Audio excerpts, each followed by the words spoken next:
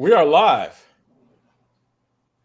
All right, All right, y'all. welcome to All Politics of Local America's number one hip hop radio talk show. Y'all know if it is the third Friday, y'all know it is time for the Mayor's Forum with our beloved brother, the one and only Mayor Raz J. Baraka, out of the great city of Newark. So the mayor's going to be joining us coming up shortly. And of course, y'all know we're going to talk about everything that pertains to what's going on not only in our city, but everything that's going on in our culture. So we're gonna have that kind of conversation. Try to get into, what's going on in Haiti. We're gonna talk a little bit about, what's going on with, with the George Floyd bill and the John Lewis bill. They seem to be put on the back burner. At one point, they were talking about that the House and the Senate was going to come back and they were going to take a vote and try and get those bills passed. Now it seems to be that those bills are getting further and further out of sight. I heard Bishop Barber said that he's going to try and organize to make sure that gets back on the front burner. So that's going to be coming up at 6 o'clock. And then John, you got our brother coming in at 7 o'clock, right? John, you're muted. You're muted, John. That you don't hear me, but at 7 o'clock we are honored to have the Superintendent of Newark Public Schools come on, Mr. Roger León, and it's back to school time, right? Like we're coming back to school, and it's a real whole new year. All of the COVID concerns, this Delta virus that's trying to change stuff up, coming off of a year of doing school at home. And so we're really honored to have this Superintendent of Newark Public Schools really come to talk to us about what we can expect, what are the things that we should do going into this new year. I know that with teachers, a lot of teachers, there's a lot of conversation about teachers and vaccinations. From my knowledge of most teachers want to get vaccinated because they're like, or have gotten vaccinated because they know that we are more susceptible to catching any type of disease. Right. If it's the flu, we're going to get it. If it's cold, we're going to get it. We know that if you're a first-year teacher, you're more susceptible to most of these, to most like regular diseases. Right. So when you're dealing with COVID, I think a lot of teachers are really going to take certain things seriously. So yeah, it's going to be a good show that we're going to have. And at 8 o'clock, Zaid, you could introduce that wonderful guest. That is historian, noted educator, Akinyele Umoja. And tell us something about him. Good friend, good radical scholar. We're going to talk about Black August, what it means, what it is, right? He literally, with roots in Mississippi, he literally was in Cali when that was being developed by the Black Panther Party.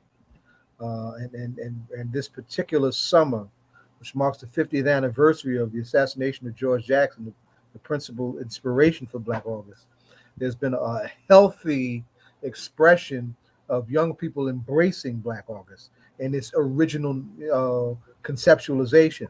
So we'll talk about that and what it means in history, because there's so much to Black August. It's not just the honoring of George and Jonathan Jackson and support for our political prisoners, but it's also about a grand tradition of resistance in its most radical forms. Nat Turner, George Jackson, the same day, right? The Haitian Revolution, August 14th. So we got a lot. That's a bit to unpack. So we're looking forward to that. So and that brother has. I saw he had a book out. We will shoot back. Yeah, that's deep, bro. About the armed self-defense tradition in Mississippi, right? Fight for so-called civil and human rights in this country to the degree that they were won were never won by nonviolence alone. To be sure, nonviolence is a short moment in our history, right? That needed its own moments of armed security, and we can go into a long thing with that. But yeah, this brother is a real, genuine, loaded radical scholar on our radical tradition and what that means in all of its dimensions, including that being its military dimensions. Yes, sir. It's a great book. It's a great read, and it's always we always love bringing scholars on to really help lift this stuff up. That is somewhat within our generation. Akinyele is just a couple years older than I am. So yeah, Right. it's a good segment. And it's great in terms of just being able to talk about that, and I love us being able to unpack that, because often there's a narrative, right? Historically the only way resistance looked one way, when that just has never been true, especially throughout the South. So there, and we're talking about a long history that I'm sure you will break down. That's going to be a very informative night. So Ed, back to you. What are some of the things going on? Well, I mean, obviously, man, I want to get into this conversation, particularly about Haiti, because, I mean, it's absolutely out of control, man. I was listening at Sean Penn is been the only one that I've seen who seems to be concerned about the safety, of our brothers and sisters down in Haiti. He was talking about the need for immediate security to protect them brothers and sisters, because a lot. And remember, this thing happened last Saturday, right? On August 14th, ironically. Huh? On August 14th, ironically, the anniversary of the launching of the Haitian Revolution. Yeah. Right. So you talking about a week ago, this thing happened, and now, people still living in the, basically sleeping on the street, and they were talking about the gangs. I mean, even the doctors are being kidnapped and so forth. Now we don't know what's true, because we're not really getting the real statements out in the street. But what we're hearing is that that doctors are being kidnapped, that people aren't really getting the care that they need, and of course the supplies aren't really getting to them. And so I'm like, yo, man, I mean, we got strong Haitian communities, not only in Newark, but we've got strong Haitian communities all over the United States. And we need to be moving to try and get some help to our people on that island. So for me, I'm focused in on that. And, because it seems to be the whole attention right now seems to be on Afghanistan, and we're not really focusing in on Haiti, I think, the way we should. And I think we need to be talking about that. Well, and let's be clear on why. Number one, Afghanistan is all about oil. That's the only reason why they went in the first place, right? And it just became untenable for them militarily to stay there. And they're still going to try and figure out how to get back there in some kind of way, because they're not going to let that oil pipeline go without some kind of shenanigans. Second, they have been wanting to, in the era of what they call failed states, the Right. United States government would like nothing more than for Haiti to become a failed state. One, so they can intervene another time and loot their treasury like they have done in the past. Two, because they have never forgotten and have always wanted to keep under their foot, punishing Haiti for the success of the Haitian Revolution and what that means inspirationally to African people all over the world. They never wanted to see that particular island nation become stable and whole. So the hostility is old, the abuse is old, the neglect is old, all those bogus narratives are corny. When a nonviolent revolution swept the area and brought Father Aristide into office, even then, Right.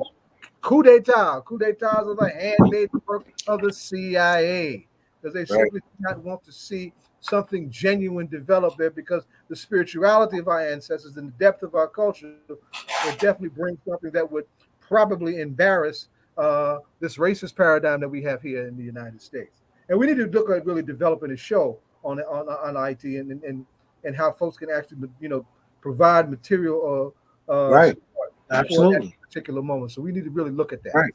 So Yeah, absolutely. Like we did a show in Haiti a few months ago, and based on all the stuff that's happened, we need another, right? We need to unpack. It focuses on the question of relief and solidarity, and it's time that relief is needed. Absolutely. Right, because there was, both an earthquake and a hurricane, right? Back to back after a coup, and let's not forget the president being kidnapped, killed, right? Killed just before that. Right. Think about that. Right. So yeah, we definitely need to have a show to fully to fully update on those matters. That's absolutely true. And you talk about the wealth of that particular place. And remember, there's a whole nother side to Haiti, right? That does, that they tell me. I've never been there, but I hear folks say that there's another side to Haiti where all the Europeans go on vacation that looks nothing like where our people live. Right.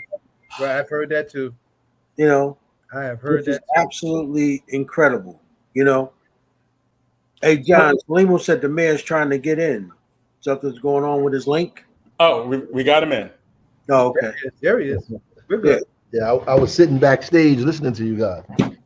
Okay, my bad. So, man, welcome to the show, man. So, we feeling.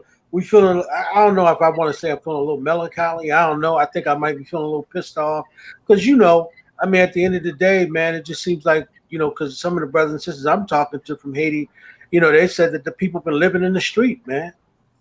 And that Sean Penn, according to some of the brothers I went to college with, they're saying Sean Penn is the only one who's been yelling, getting security to the mothers and the women down there, man, because the gangs are out of control, and they're like, yo, they trying to catch flights, man, over to Haiti to, try and protect their families. And they're like, yo, man, this thing been a whole week, man. Yeah. We had a visual today, and Brother McConnell, who has a radio station there, he's in Newark. I went to Haiti with him a couple of years ago, and the team there, he was saying that women are just being raped. It's rape in the street, rape around there. It's just really like out of hand at this point. Just the infrastructure is just gone. And so this level of lawlessness is just taking place there. And I heard what you were saying is right. I mean, this stuff is deliberate to allow these things to happen. I mean, Haiti is still paying for Dessalines and Toussaint and the rest of them. Right. So. It's just terrible. What this country is going through. We have a lot of Haitians in Newark, a lot. Right. We have a huge population of Haitian community right here in this town, in Hillside as well, in our neighboring community in Irvington. East Orange, I'm at. Exactly, East Orange. They're deep in this community. So, we have to come to the aid of our brothers and sisters any way that we can. Delivering goods and services, prayers, but also putting pressure on this government and other folks to intercede. Yeah, and Zaid just said a moment ago, we've got to be promoting, raising money, and trying to get some resources down to those folks. But we need legitimate folks on the ground, man, that we can make contact with and begin to do that. Because and that's why I think we need man. I was saying this to M2May. We've got to, when we put together this convention, we've got to come up with a think tank to be able to help our people, man. When these things happen on nation islands like this, in terms of, earthquakes or what, and you got to remember that Haiti is already devastated, and like I said to John, I mean, you got to think about the president was just recently murdered, Yeah. And all this stuff is going on. And we had a brother on from Haiti that Zaid had booked on the show. And his brother was telling us that most of the security is a lot of Americans that are already down there. And I'm like, okay, so they down there, then what's the problem with securing the folks? And I think that's what Sean Penn was speaking to. Yeah. Yeah, I mean, they don't have orders to do that. They have orders to probably allow it to be chaos. I mean, before they come in and, with enough pressure, they'll get in there and try to stabilize the place, but then never leave. Recently, I just talked about a black think tank. And what do you think about that, Mayor, in terms of just having people that focus on foreign policy, that are committed, that can actually give position papers to legislators who are like that? Does that already exist, or are we just missing something? No, I mean, there are groups like that, but there's no real national think tank like Joint Center for Political Studies or the Heritage Foundation on the conservative side that pump out these papers, push articles, have writers and journalists at these newspapers who are doing this thing, who are also policy experts for elected officials who are on their staff. They really pump these people out. And Joint Center really works for the Democratic Party and all of the liberal-leaning folks. And the Heritage Foundation is on the right. So we really don't have a national one, a Black organization like that. You know, they're specifically doing policy work. It exists. And I think it's definitely necessary, not just on an international policy, on local policy too. You know, national policy is important as well. I mean, the Urban League does a lot of national policy work and tries to push that with the State of Black America and all those other kind of papers that they come out with that talk about all of the things from infant mortality to poverty and children in poverty to all of the things that, you know, have to do with Black people in America data wise. It just gives data and it gives a summation, but a real like kind of analysis of what needs to be done step by step is just not present on a national or international level. Yeah, it definitely needs to happen. Definitely needs to happen. And then, but I just want to build on a couple of things that Ed was also saying, is that just as we need to look at the whole notion of developing our own relief networks, you know, we need to look at also, you know, creating the kind of, you know, medical infrastructures where we're taking care of ourselves, or at least and building our capacity to take care of ourselves. Right. Because COVID has definitely shown us, and you remember, you know, the aftermath of Hurricane Katrina, you know, the folks who have all the emergency resources were not coming to help our people. They were not coming to help our people. So those of us who are more well off or have more resources, we have to, in a very African way, you know, figure out how to create a medical infrastructure where we can develop our own medicines and delivery systems in Africa and in the Caribbean and all those places that we are these kind of crises, and not be dependent on anyone else to help us in those situations. Certainly, you know, solidarity matters when it comes and it's genuine, it's welcome, you know. But we have to develop some of those capacities for ourselves if we're going to, you know, and continue to endure these kind of tragedies, and they're becoming more massive in scale, it seems. You know, as they will continue to happen. So that's you know, another practical consideration as we get ready for 2022 in the convention. I also wanted to shout out, now Ed, you mentioned Brother Mtume, right? Mtume just lost a comrade who's had his presence in this community for a long time, and that was the late Amanifa Williams. Yeah, right. Passed away last week. Quietly in his home. He had reached the incredible age of 80, which is not common for a Black man in America. Certainly not a Black man of struggle. And Amanifa was involved in a very thick and very real and genuine way in some of the most important, you know, organizing paradigms of the last 60 years. So he's somebody that's going to be missed. I just wanted to lift his name up. When you called out Mtume. Mtume was the young boy in the Cowahita circle back in those days, right? And Amanifa was right there, you know. Amanifa left the nation of Islam in the aftermath of what happened with Malcolm and went west and got involved with the Cowahita movement. And then after their leader, you know, had some abuse issues of his own, he left them. And came east and got involved in the auto union battles, and then involved in our own local struggles, you know. And he was very important to us in this community for quite some time. And I just wanted to lift his name up. And you know what's interesting about that, Zaid? Mtume told me that he and Amanifu actually came from California to New Jersey to work with Amiri. That's what he told me. Did you know that, man? No. Yeah, he told me that. He said that's how they both came to work with your father, man. You know what I mean? And that's, you know, and like you said, he was involved in California with the Kawaii movement out there. But he said when they came here, him and Mtume came, that's why he came specifically for that. You know what I mean? And that was a message he had for you. He told me that, man, when I talked to him, he was like, yo, he said, tell him, man, how I ended up in Newark, man, was I came strictly here to work with Amiri. And that's how he ended up in this whole movement. And Ameniful came with it.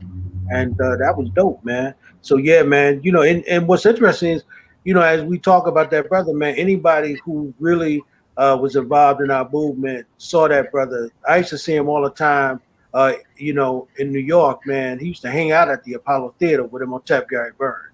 Mm-hmm. So anytime you went over there, you saw that brother. Yeah, I actually wanted to go back to something you talked about in terms of the mayor, in terms of us not having think tanks. I'm thinking that there's an association of Black mayors. There's the Congressional Black Caucus. It seems like there already exists a platform for, you have people who have the ability to hire researchers, have researchers. Is there communication between organizations and the researchers and the people who come out with conclusions on that? And is the Association of Black Mayors something that is becoming like a think tank where you share best practices and you have researchers? Is there something that exists so that it's just a matter of creating it to talk to what's already there?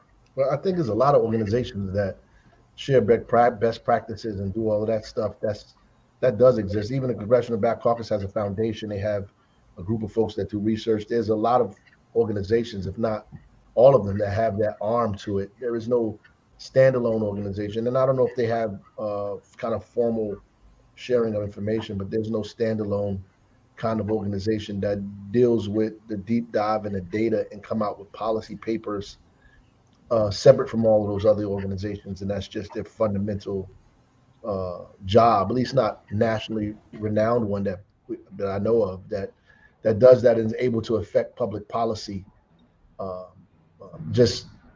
I haven't heard of one like that. How would one, given like the number of like Black politicians, activists, people who focus on all these issues, how would one get created? And if I'm going too far off subject, just let me know.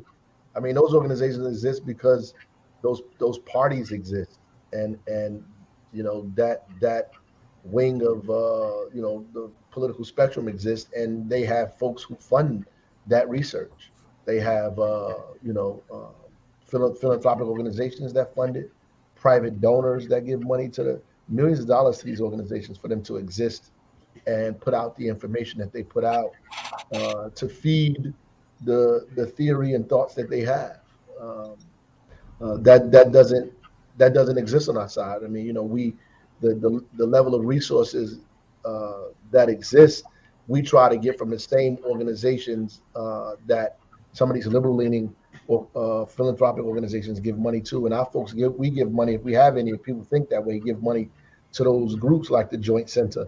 There is no specific place outside of like the NAACP, the Urban League, the Congressional Black Caucus, things like that, that specifically deals with policy, And I think, these policy wonks and individuals like that should begin thinking about that. The problem is it's not financed.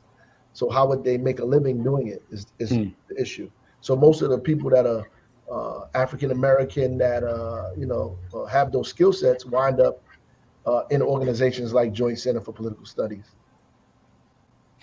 So it's really it comes back to the same conversation, and that same conversation about how to grow your own. Is that part of what the 50th anniversary of the Gary Conference, is that some part of what that goal is, in terms of having different politicians and different people and people coming together to actually start to find solutions to some of these problems?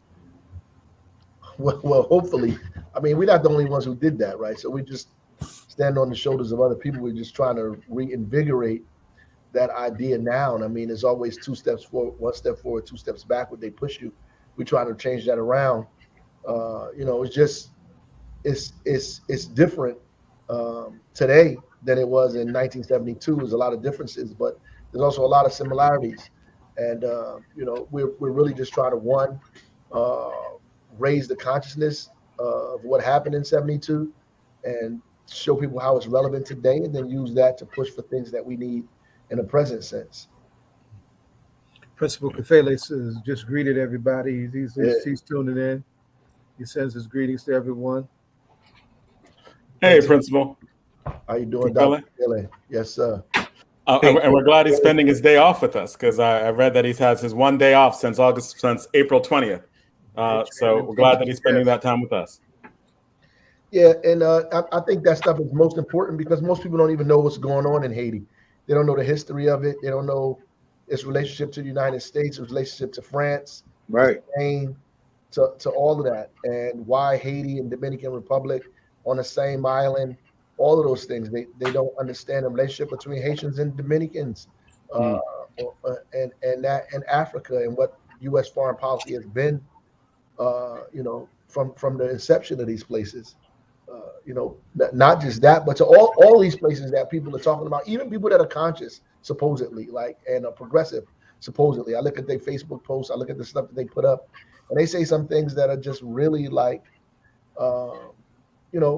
off kilter with history, and they just don't understand policy or what's been happening, right? What are some of the misconceptions? All of these countries are destabilized on purpose. This whole fight around immigration and all of this talk about people coming to the United States is because their places are destabilized. If you want the real way to the real immigration policy, obviously you want to give people who are here the opportunity to have a pathway to citizenship and so forth and so on. But you have to stop destabilizing these people's countries. You have to allow their economies to grow. I mean, these people are they have upended, destabilized, destroyed these people's economies, kind of ripped the finances from under their feet, created chaotic political kind of atmosphere for them, and so they don't have any choice but to get the heck out of there. They trying to go to whatever place they can get to as quickly as they can. And it's just not the U.S., by the way. They try to go anywhere that they can go, and so the foreign policy should be one, stop destabilizing. The same thing, it began when they started destabilizing South and Central America.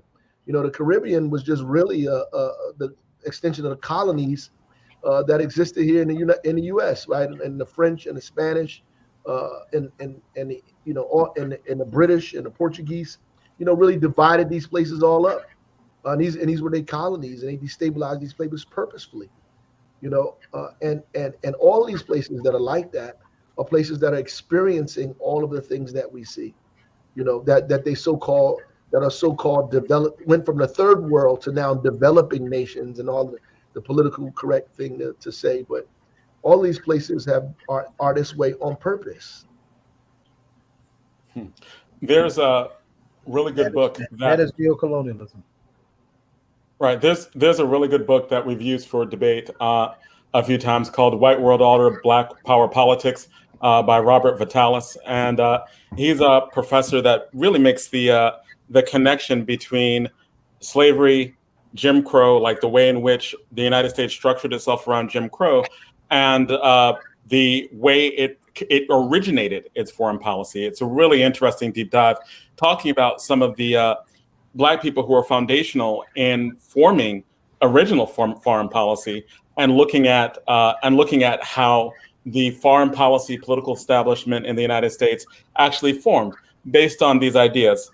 It's a focus on both racism and imperialism and the connection between the two. I'd recommend it. I'm still it warrants multiple reads. It's called White World Order, Black Power Politics by Robert Vitalis, and it was really eye-opening in terms of making those connections between just the way in which we structure Jim Crow and the need to look at the rest of the world the way they looked at Black people in the United States, and to have the attitude toward the rest of the world in the way the rest of the world that is non-white to mirror their ability to try to control like they control Black people within the United States. Well, I mean, all of it is about economy. I mean, one of the oldest books, I think, Walter Rodney's How Europe Underdeveloped Africa, yes, really is a kind of blueprint for what happens all over the world, not just like what happened on the continent, and how the continent was purposely underdeveloped in order to enrich the European continent, and America is a byproduct of that. And that is exactly what happened to most of these places around the world, in fact. And so it's a method that they've been using for centuries. I mean, and now all of the problems that exist, whether you're talking about in all the areas in Asia, in the Arab world, and all of those places in Africa, in the Caribbean, are a result of folks destabilizing these countries, drawing them up, creating boundaries, all of this stuff, and now they call them failed states or this thing or that thing. But at the end of the day, these people, if you just look at America's history in the Caribbean and South and Central America and all of those places, you can see America's history in Haiti. You can see, and we talk a lot about Guyana, right? You can see what they have done to create, this kind of atmosphere. And now people are, and the reason why it's important to understand that is because people think these places are not developed simply because they have bad leadership, simply because they're not smart enough, simply because they don't have the right intelligentsia or superstructure in order to do these things. But this stuff was done purposely, and the people were drained out of there and brought to the United States, right? The learned community, the academic community, the engineers, the doctors, all of those people were brought into the United States, right? So they drained the community of human personnel, right, and disrupted the political infrastructure and stole its economy from them. Wow. And what's interesting is that the mayor says that because that's exactly what you hear the Taliban say in their press conference. They said that they didn't want the learned people to leave, right? That because this country had been destabilized, but they wanted the engineers to stay. They wanted the doctors to stay, right? They wanted all of these people who spoke 2 languages to stay, right? So that's interesting, man, as you begin to make that statement. But I mean, the only way we're gonna solve our problems, I think, whenever something goes on in the world, because it's as Professor Leonard Jeffries and Dr. Small says all the time when they come on the show, our problem is that whenever there's an issue that we're dealing with and something goes on in the world, we're already at the back of the line, but we go further in the back of the line, right? And that's why,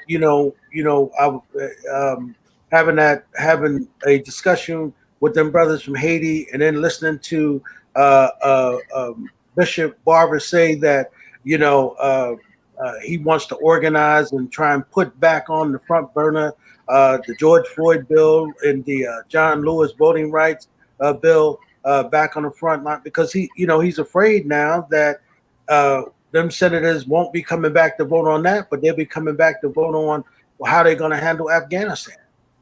Yeah, they're going to do that. I mean, and so what happens is when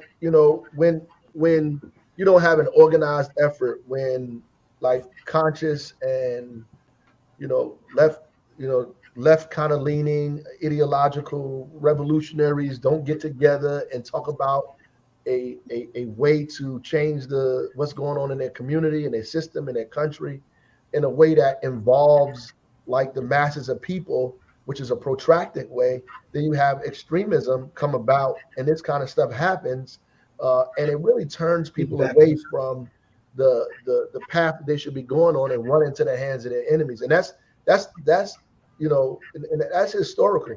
And ultimately, you see the destabilizing of this country. You see people climbing above the fuselage on airplanes, ready to die. Yeah, dying, right? Right. Falling off airplane. I mean, that level of activity is so you can't even imagine doing that, right? That the country has become that destabilized, that dangerous for your family, for your children. No wonder people are trying to come out of there. You have an immigration problem. You set your place up as the exception to the world. that the streets are paved with gold, and this is a place of opportunity. And then you do that to other people's countries, and you allow these kind of forces that are backward in their own way and reactionary to rule, take over, kill, murder, maim, steal, destroy. And Somalia, Libya, we got a list. Yes. Yeah. Right. And even when you're dealing in Afghanistan, like, the United States worked with the Taliban before 9/11, right? Sure. We were funding both Taliban and people who would become Al-Qaeda back in the 80s when they were fighting Russia. So, them having United States That's how weapons, all of this stuff began, though, John. That's how all of this stuff began. All the stuff we're talking about in all of these places in the Caribbean, in South America, and Central America, after World War II, all of this stuff began to push this way. The United, this whole manifest destiny idea that they pushed back, when they were trying to seize the United States from other foreign powers, the same attitude and mentality, they took it over under the guise of like making the world safe for democracy, to push back communism and socialism. Yep. So you have people who are opposed to socialism now who don't even know what the hell it is. Right. Right. If you say, Right. all you got to do is say somebody's a communist, and they're ready to like hang them. And there was a whole eras in this country where, whether you're talking about the Palmer raids or you're talking about McCarthyism, all of this stuff, the Red Scare, these people created an atmosphere that way and destabilized these countries and used extremists and fascist and right-wing folks and militias to do this. Right? Even sold drugs around in the United States in cities in order to propagate, these kind of regimes in these countries, and still have never really answered for it. It's not even a secret anymore. Right. They have not. They have acknowledged that these things happened, right? Because you can't say this didn't happen, because historically it did, right? And so we haven't been sophisticated enough to challenge people on it.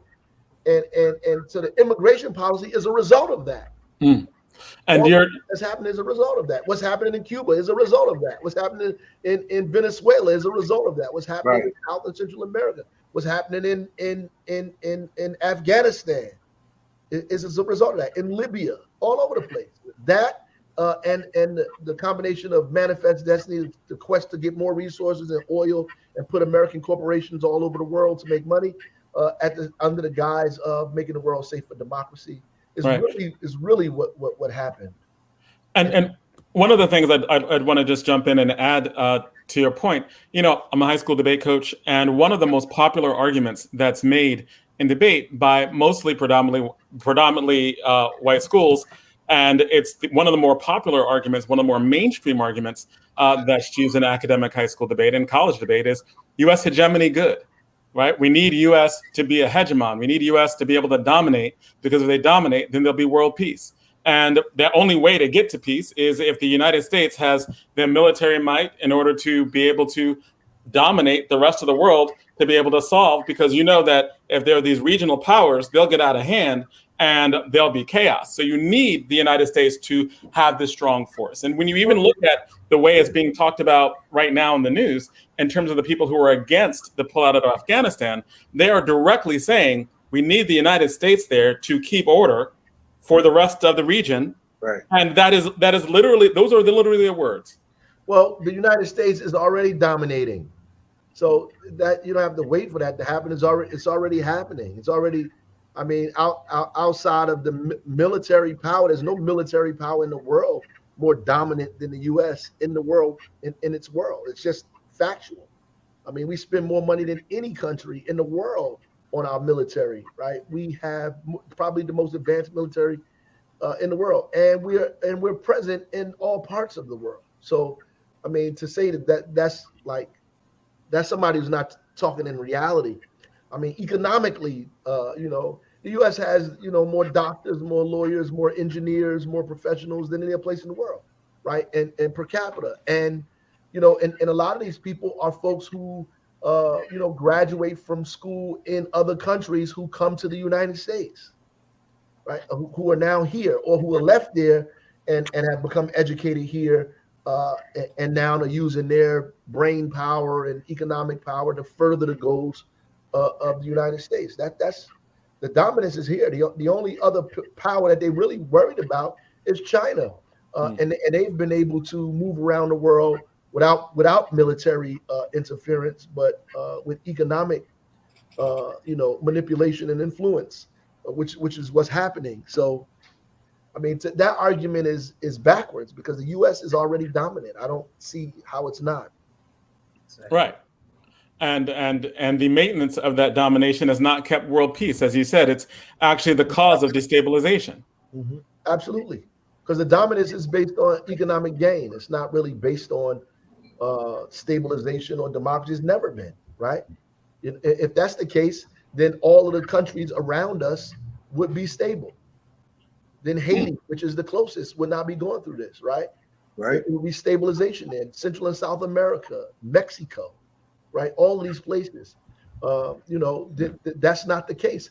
And if it truly was about stabilization, they would be sending doctors there. They would be sending engineers there. We'd be sending teachers there. We'd be sending social service agencies there to help build infrastructure, to have a friendship arrangement, with these countries and help them use their natural resources to empower themselves, to uplift their economy, to educate their people, to grow their economy, right? So it is able to be self-reliant and people can make decisions on their own. But that's really not the case. The dependence on the U.S. Has been a necessary part of America's foreign policy. And by that, what is it that you mean? Well, America's in order for us to sell goods in these countries and for us to dominate the resources in those countries, they have to be a client state of the United States, and that's really what the relationship has been. All these things. They have not allowed these countries to be independent because they want to siphon the resources away from these places. It's just a fact. Just the history there is just factual. The corporate relationship in these places. That's why, hence the banana republic, right? So that's been what America's foreign policy has been, right? Because if you use the resources to develop your own country, you may make a decision that's different than a decision that the people over here want you to make. If you're not dependent on these places, right? Why else would you prop up somebody like Pinochet or folks like that? Right. And Pinochet was the leader in Chile who there was a coup that overthrew the leader there, the democratically elected leader Allende. Right. And Pinochet was helped in power by the CIA. That's what you were talking about, Mr. Mayor? Yeah, and he was a known murderer and tyrant and savage, right? So these people's names aren't like on the tongues of American people, and there's a reason for that, right? And so the U.S. is really paying for all the things that it has done in decades past, and has not really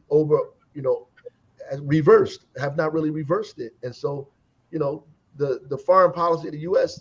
is not this friendly hand that we reach out to help these countries become independent. It's really about dependence. And that's interesting, right? Because when y'all talk about Pinochet and y'all talk about, if we pull it back to Haiti, just think about, when baby Doc Duvalier was in power in Haiti, what he was being allowed to get away with. Right. Just that level of destabilization that the mayor's talking about. And that's why I think that, I just don't think that the world is going to respect us, right? Until we're able to take care of ourselves. And I mean, not just here, but I mean, abroad as well. Because if we organize, and that's why I think, man, when we're saying, and before your show end tonight, talk a little bit about the men's meeting. But that's why when you were telling the brothers to join organizations, that's why it's important to be part of an organization, right? Because I think that when these things go down, for us to be able to come together, right? And when Malcolm was talking about going to the UN and as black folk and taking our problems there, the problem with all of that today is yeah, we are some of the most educated black folks to be found anywhere. But the problem is we have absolutely what wasn't existing then is still existing today. We don't have any damn unity. We're not unified, right? And even man, that what you doing, with organizing the brothers in our city, that needs to be duplicated by every black man in every black city in this country.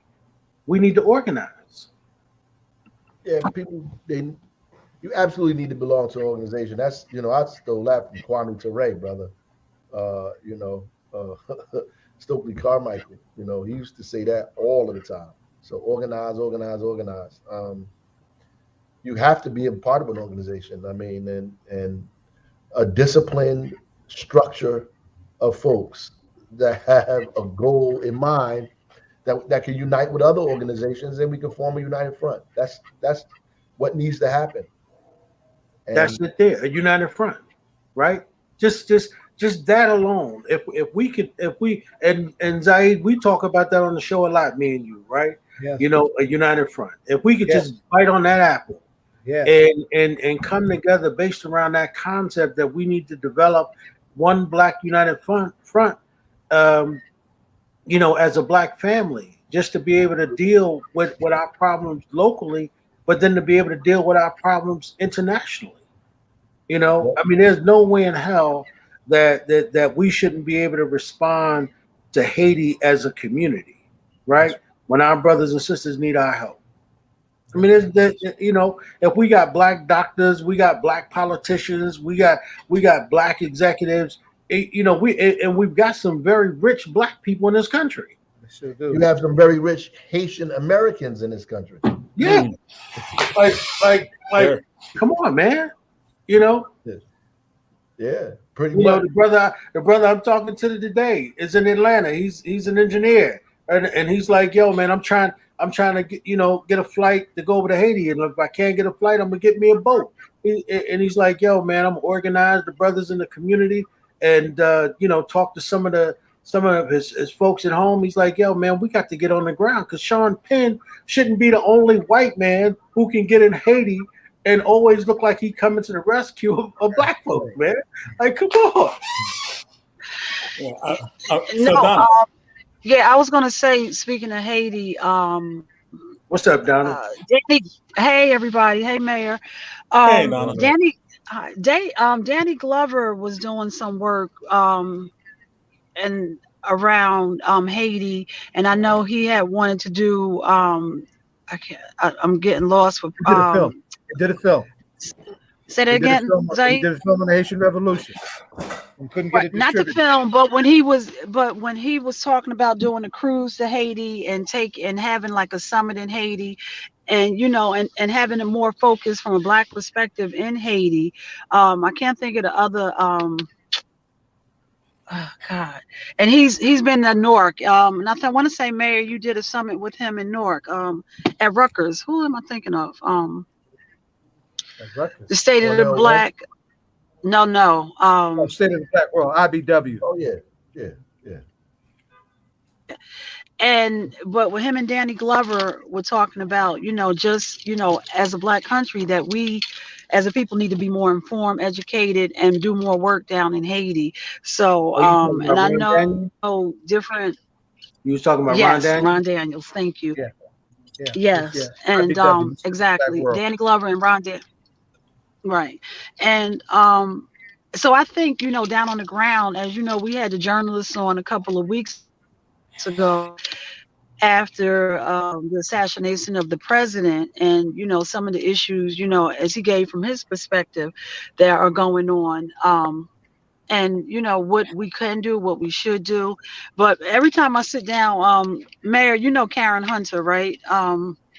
And I know you and her have a relationship, and Dr. Carr, thank you. It came up. Her and Dr. Carr, they do an educational piece every Saturday on YouTube, and I think you know, and I would love to see Mayor. I know you're doing a lot, so it's not me asking you to do more, but just, you know, but I look forward to your show because you sit down and you give us a perspective that we all need. And I know Ed just asked you to talk about the men's breakfast, and I'm sure some of the things that you spoke to men at the men's breakfast we all wanted to hear, but we just need to have these conversations more, and we need to have them more at the grassroots level is what I'm basically saying. And I know that's what Ron Daniels and Danny Glover was talking about a couple of years ago. So, and when I said Dr. Carr and Karen, because they do that, and it makes me just think of what you do here is basically the same thing. It's just present to us how we need to think things from our own perspective. But going back to Ed's question, can you speak about the breakfast and some of the highlights you spoke about at the breakfast? Yeah, absolutely. So I want to just reiterate what you said first, that I think even what the 50th anniversary conference is about, and all the other things that we're doing, is really trying to get people of like mind to have conversations with one another, and not talk at each other, but to each other, and have conversations about where we are, what we need to do, how we need to organize, and begin to analyze this stuff. We can no longer just just react. We have to have an offensive strategy, and we have to execute that strategy simultaneously from where we are, given our positions. We just have to do that, and we can no longer operate in silos by ourselves and think that we've discovered fire and nobody else has the answer. We have to abandon that. I talked a lot about just one. All of the opportunity and wealth that exists in and around our city, and how we're not, really taking advantage of it, and pointing to people who are doing it, and let them see those guys as examples. Number one, and also talking about, we have differences with each other. It's all emotional. It has nothing to do with data. It has nothing to do with facts, with actual facts, right? We have these. Our feelings are hurt, and so we out here being against each other because our feelings was hurt. He didn't speak to me the right way. He didn't speak to me at all that day. I didn't like the way. I just got a feeling about him. I don't like this. And people are getting killed and murdered in our community on that sentiment, and organizations and people and leaders are being pulled apart because of that. Nothing about that. There's no policy difference. There's no a difference in where you want to be or where you want to go or the direction you want to move in. The difference is all emotional and based on feelings, who wronged who, and we are not sophisticated enough to come together and deal with those issues and understand that our survival is more important than our individual hurt. That we have to repair that and move forward. Right? We cannot afford any longer to be at each other's throats over things we have no knowledge of. Right? It was completely nonsensical for the US organization and the Black Panther Party to be fighting each other.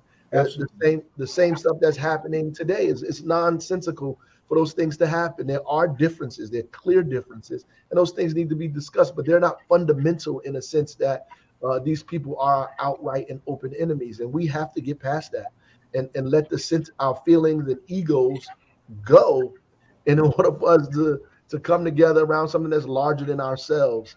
And that's just real. That goes beyond just gangs and people in the street who have no real differences at all, but silliness and foolishness and Facebook and ignorance. That also goes into organizations and people and leaders in our community who are assigned with the task of moving our people forward. That we can't do that because we're so busy focused on protecting ourselves from each other. And it's really a dangerous place for us to be in consistently. And I talked to the brothers about that in the way that I could, and at the same time let them know that the entire planet Earth belonged to them, right? That all of it is theirs, and that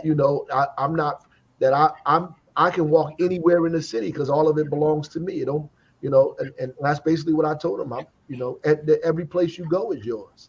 And you need to behave that way. And even in your imbalance and your imperfection, right, that you still are operating and can operate, at the optimum level, that the earth itself is imperfect and it still produces the seasons, right? And it still rotates on its axis, and it's still, the sun comes up and the moon comes and all these things happen. And in your imperfection, you can do the same thing, right? And you don't have to wait for the right time. There's a lot of people, I'm trying to get myself together. No, you get yourself together in the process of getting us all together, right? There's no, I got to go to the mountains and read and get myself together and come back amongst the people. No, you got to do this stuff now. Brother Mike, brother minister from 25 spoke, and I thought he did a good job in the beginning, just laying out our condition and situation in this country, and telling us exactly what I said in his way, that we have to come together. That's basically what it was about, unifying around what we have in common and making sure that we benefit from all of the stuff that is around us. I told those guys, you're not really tough on Elizabeth Avenue. You're sitting on a dirty crate, on a crate in garbage in front of Weekway Park. A stone's throw from the seaport, the second largest seaport in the world, with billions of dollars of infrastructure and resources and goods and services are going back and forth. And you ain't went up there yet and told them they have to give you a contract. You busy stopping your mama from going to the corner store without being harassed. Meanwhile, there's people making billions of dollars stone's throw away from you, and you don't have any nerve to gather those people off those crates and walk on over there and demand that they give you what you deserve. And I said that very plainly to them. So I talked very plainly in the men's meetings, sister, to let them know, that you acting like tough, but you're really a chump. And that's just the reality of it, the reality of it all. And at some point, all of us who call ourselves leaders, thinkers, organizers, revolutionaries, we have to be the example for these people. We have to be the example. We are competing with each other to win the imagination of these folks, and they don't come to none of us because they know we separate, going crazy, fighting, ignorant, and we don't have anything. And we don't have anything. So you fighting with the police on a dirty block that you don't even know. About something that don't mean nothing. You rest, and then you put it on Instagram, and then somebody comes and have a rally for you to get you out of jail, to do this, to do that. And this is a cycle that happens for centuries. And when are we gonna stop it? Right? When are we gonna stop it? We don't speak to, the way you when that alarm wouldn't go off, right? Remember the alarm was going off, and you kept breaking down. The system was working exactly the way it was. That's right. Like all the shit that was happening. You gotta put the context to that, brother. No, you were doing it, man. Abdul Haq was speaking, and the school alarm just went off out of nowhere. So the guy comes up to me in the back and was like, "There's nothing wrong. There's not an emergency. We're just testing the system." I said, "Well, why are you testing the system now?" Don't you see that we're doing this? I know. Think about it. And so, it just made it clear. I mean, it's clear to me that it was purposeful. And the reality is that's what happens. I made an analogy to that, to what happens in our lives, right? That we always be like, the system is broke. No, the system ain't never been broke. It's working fine. Come on. It's supposed to work. The way it's working is what it's supposed to do. Poverty is produced by this system.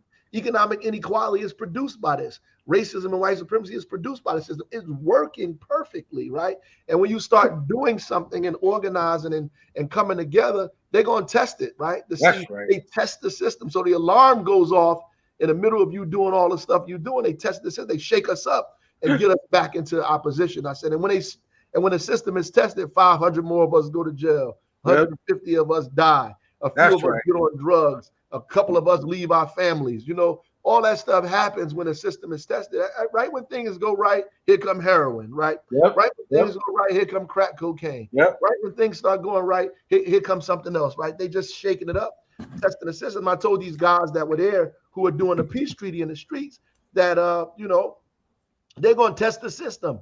And when they test the system and it start vibrating, some of those guys going to break off. And some of them are going to be pointing fingers at you. And some of them are going to be causing trouble. Now, you got to have the strength to maintain through that test, right? So you can continue to go on. That's what happens to all of us, man. They shake us up. They test the system, and we break down. The minute we get something we want, or we feel like it's unity time, or something is going on, they test that system. Yep. They turn That's that alarm on. Everything breaks down. We just lose our mind, and we just start going in all kind of directions, as opposed to us knowing that this is going to happen and bearing with it and getting through it and moving forward, right? So because that's exactly what happens in my mind, and I've become used to that, going through what we're going through here in the city government, watching these people test the system like that all of the time, man, and then shake it up, and something happens immediately to cause the disruption in what we've been doing. Absolutely. Yeah, man. I'm telling you, man, that preached itself, brother. When that alarm went off, and that's the way it is, I think, with our community. I think that what we don't recognize is that you're right. The system is working exactly the way it's supposed to. And whenever we start making progress, they test the system. That's and right. Nothing could have been more clear than that, man. And when you talk about image, man, let me tell you something, man. Man, I didn't publish the photo yet, but I took a photo, man, of your son. And remember when you said that the only one who should be sleeping here? Remember that? That's right. It's my son. That's right. That was dope, man. I took a picture of him sleeping when you said that. I said, because, he was like, yo, everybody should be paying attention. And the man pointed to his son, and he said, that's the only one should be sleeping. That's right. Because there was a few guys in there taking a little nods, just want you to know. So, well, I wanted to just introduce, and I always like when the two of you are together. I love it when you're in our studio and you end up having time to talk to each other. We have our next guest as well here, the Superintendent of Newark Public Schools, Roger León, just to say hi to the mayor, have a little back and forth. Roger. My goodness, the mayor and I are on calls his morning and evening calls, 9 a.m., 5:30 p.m. every day since actually the 15th of March, 2020. Mayor had always scheduled monthly meetings with Superintendent of Schools. So that was absolutely incredible. We're resuming those, but definitely COVID-related updates on a daily basis. Working hard and collaboratively, obviously. Two little Newark boys that were given an incredible opportunity, and obviously this is a critical time still in our city, and just working hand in hand with my mayor and loving him for it. Yep, that's facts. We've been doing this thing for 15, 16, 17 months, so trying to get it together. Well, one thing is for sure, man. Man, I want to thank you, man, for one hell of a meeting with the brothers, man. And I know you don't often get a chance to walk outside, man. But I just want to tell you, the vibe, man. You remember that feeling we had when we were at the Million Man March in '95? That's sort of the feeling, man, that is created, at these meetings, man. I walked out and talked to some of the brothers, who had just gotten out of prison after 25 years, and made contact with them, gave them my contact information, and actually spoke to a couple of the brothers since then, man. And I just want to say, man, just publicly, man, I appreciate those meetings. I'm proud to be a member of those men's meetings, man, and I enjoy coming to them. And I think that what you said is that, you wanted everybody to bring 2 or 3 people with them next time, but you also said you wanted to broaden it out so that we're bringing our families, right? Yes, sir. We're going to have the next one. We're going to have a big circle in that Turner Park, brother. We've already planned it, and we're going to put people in the circle, and we're going to, have a fluid discussion, hopefully. And, that's what we're going to do. And, by the end of the fall, man, we want people to testify and, about the things that they've done and, because of those meetings. But, I think they're powerful, and simply just the faces that are in there make it powerful. Yep. And that's what's beautiful about those meetings. Let me tell you something, Roger. If you haven't been to one of those meetings, man, let me tell you something. There ain't no titles in that meeting. You know what I mean? All of us we're brothers, man. We all from varying backgrounds. And that's what I dug about it, man, because it was like the Million Man March, man. It was like, yo, we were just brothers, man. And like I said, man, that when the spirit hits you and you started saying the system, I'm telling you, man, that thing preached itself, brother. Because everybody got it. It's the system, and they test the system on us, man. So I just wanted to say thank you to you, man. I appreciate you coming on to do your show. We appreciate having you every month, man. And we feel invigorated when you get here, and when you leave, man, you're always on fire, and we try to hold you longer. I'm sorry. My apologies, brother. It's always good, man. And Mayor, I don't know if you're looking at the notes, but Ira Blackwell said he appreciates your leadership. Oh, thank you, Mr. Blackwell. Appreciate that. That's for sure. Yeah, I need that. All right, folks. All right, man. Thanks, man. We definitely appreciate you always. I always learn a lot when the mayor's on the show. I always get some good arguments for debate when the mayor's on the show as well. So always appreciate it. We are getting ready to go into our next hour, and I am very honored, always very honored to have the superintendent of Newark Public Schools on. I'm just going to do what I do all the time when he comes on, and that is just say, like, I've had the honor and privilege of knowing, we've known each other all our lives, right? We were both graduated from Science Park High School, and he's been a workaholic all his life. He's been a child of integrity and then a man of integrity all of his life. He says what he means. He puts kids first and always has. So I just very honored to have him here. Tons of respect. It is very, very good to have him as superintendent, especially after what we went through in the superintendent's previous. So thank you for coming here. Thank you for coming here in a difficult time. We are getting ready to start the new school year. We've gone through a lot. So welcome. Thank you. And the superintendent, before he gets started, let me just say, Roger, last week, superintendent, did you go through the debate program where you were one of the debaters? He was a state champion debater, yes. Yeah, because the Vice Chancellor Brown, she spoke like the debate team, just makes them and then sends them out to serve. So thank you for that party. John, you didn't make it. Marsha Brown has been instrumental to a lot of the greatness in our city and definitely on our debate program. So I love her dearly. And we know we're not going to miss her because she will stay in sync with all of the work that is occurring in our great city. So we look forward to her as she starts her new chapter in her retirement. But Marsha Brown is very important to me. Absolutely. And I just wanted to add, Roger walks the walk and he talks the talk. You know what I mean? And you remember, Roger. I know what I say though. You might not. But I told you, Roger, if you wasn't walking the walk and talking the talk, I'd pull you to the side and tell you, my brother. I appreciate that, man. And I appreciate you. Appreciate all of you for the ability to get a lot of important information out to our folks. So definitely was looking forward to this call.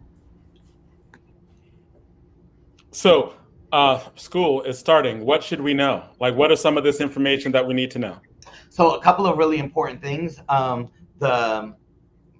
you know, it has been a very difficult 17 last months. Last day that students were in school last school year was March 16th, was actually March 13th when I made the call. So since March 16th all the way through April 12th, the school was not in session. So April 12th was our return. A lot of people aren't aware that there were certain services that were being provided in schools across the district, albeit not all of the students, but definitely there were opportunities for students to receive some services when they were back. We have distributed over this entire time period 28,000 Chromebooks, over 28,000 Chromebooks. We have provided a little over 4.5 million meals to children, their families, and anybody who reported to any of our food distribution sites who wanted a meal. We have suffered, like everyone has suffered, during this evil virus. We have 753 employees that were COVID positive during the entire time period of the pandemic, ending in June 30, 2021. We had 8 employees who succumbed to the virus with their lives. So this virus hasn't been nice to anybody and has taken a toll on us. On April 12th, however, we were able to safely return. We had approximately 40% of our students back in school, everyone else continuing remote instruction. So we have returned back. We returned back last summer. We had approximately 6,000 students during the course of this summer that were in summer school. We have all of the students returning back to our high school that are incoming freshmen, in some instances, freshmen and sophomores. So this whole entire summer has been an exhibit of the implementation of our plan since the 12th of April. So we follow district protocols. Everyone is required to wear a mask. There are 4-step ingress procedures that everyone is required to follow to get into our buildings, whether it's a school or any of our office buildings. And we're excited about the start of school this year, albeit a new normal where we are providing vaccine opportunities for students since the last week of June and throughout these last couple of weeks before the start of the school year. So it's been intense all around. So you're saying that people can actually get vaccinated in the schools now? Like the Newark Board of Education is providing vaccine opportunities? I'm glad that you even asked that for a clarification question. Any student that is of the age of 12 and older, regardless of what school they attend, as long as they are a student here in Newark, they can go to any of the sites. Monday, Tuesday is Eastside High School. Wednesday evenings is Westside. Thursday is Shabazz. Claramas every day of the week. If you go on the district's website, you will see a listing. Every high school is having a day where we're providing vaccines to all of the students that either attend that school, any of the students who live near that school. We are advising everyone who's interested in getting their children vaccinated, ages 12 and older. I don't care if you go to a charter school, private school, parochial school. If you decide that there's no school right now worthy of your child in Newark, I want you to go to any of our sites. Just look at the district's website during the course of the day to get your child vaccinated. So that is being provided across all of our schools and definitely our high schools during these last couple of weeks. And on the vaccination issue, how important is it that that Newark students get vaccinated? Well, we know that the best mitigating effort against this evil virus, that you don't see it coming, and when this virus arrives, it doesn't allow the ones who you love to be around you. And so we know that the vaccination is that first step.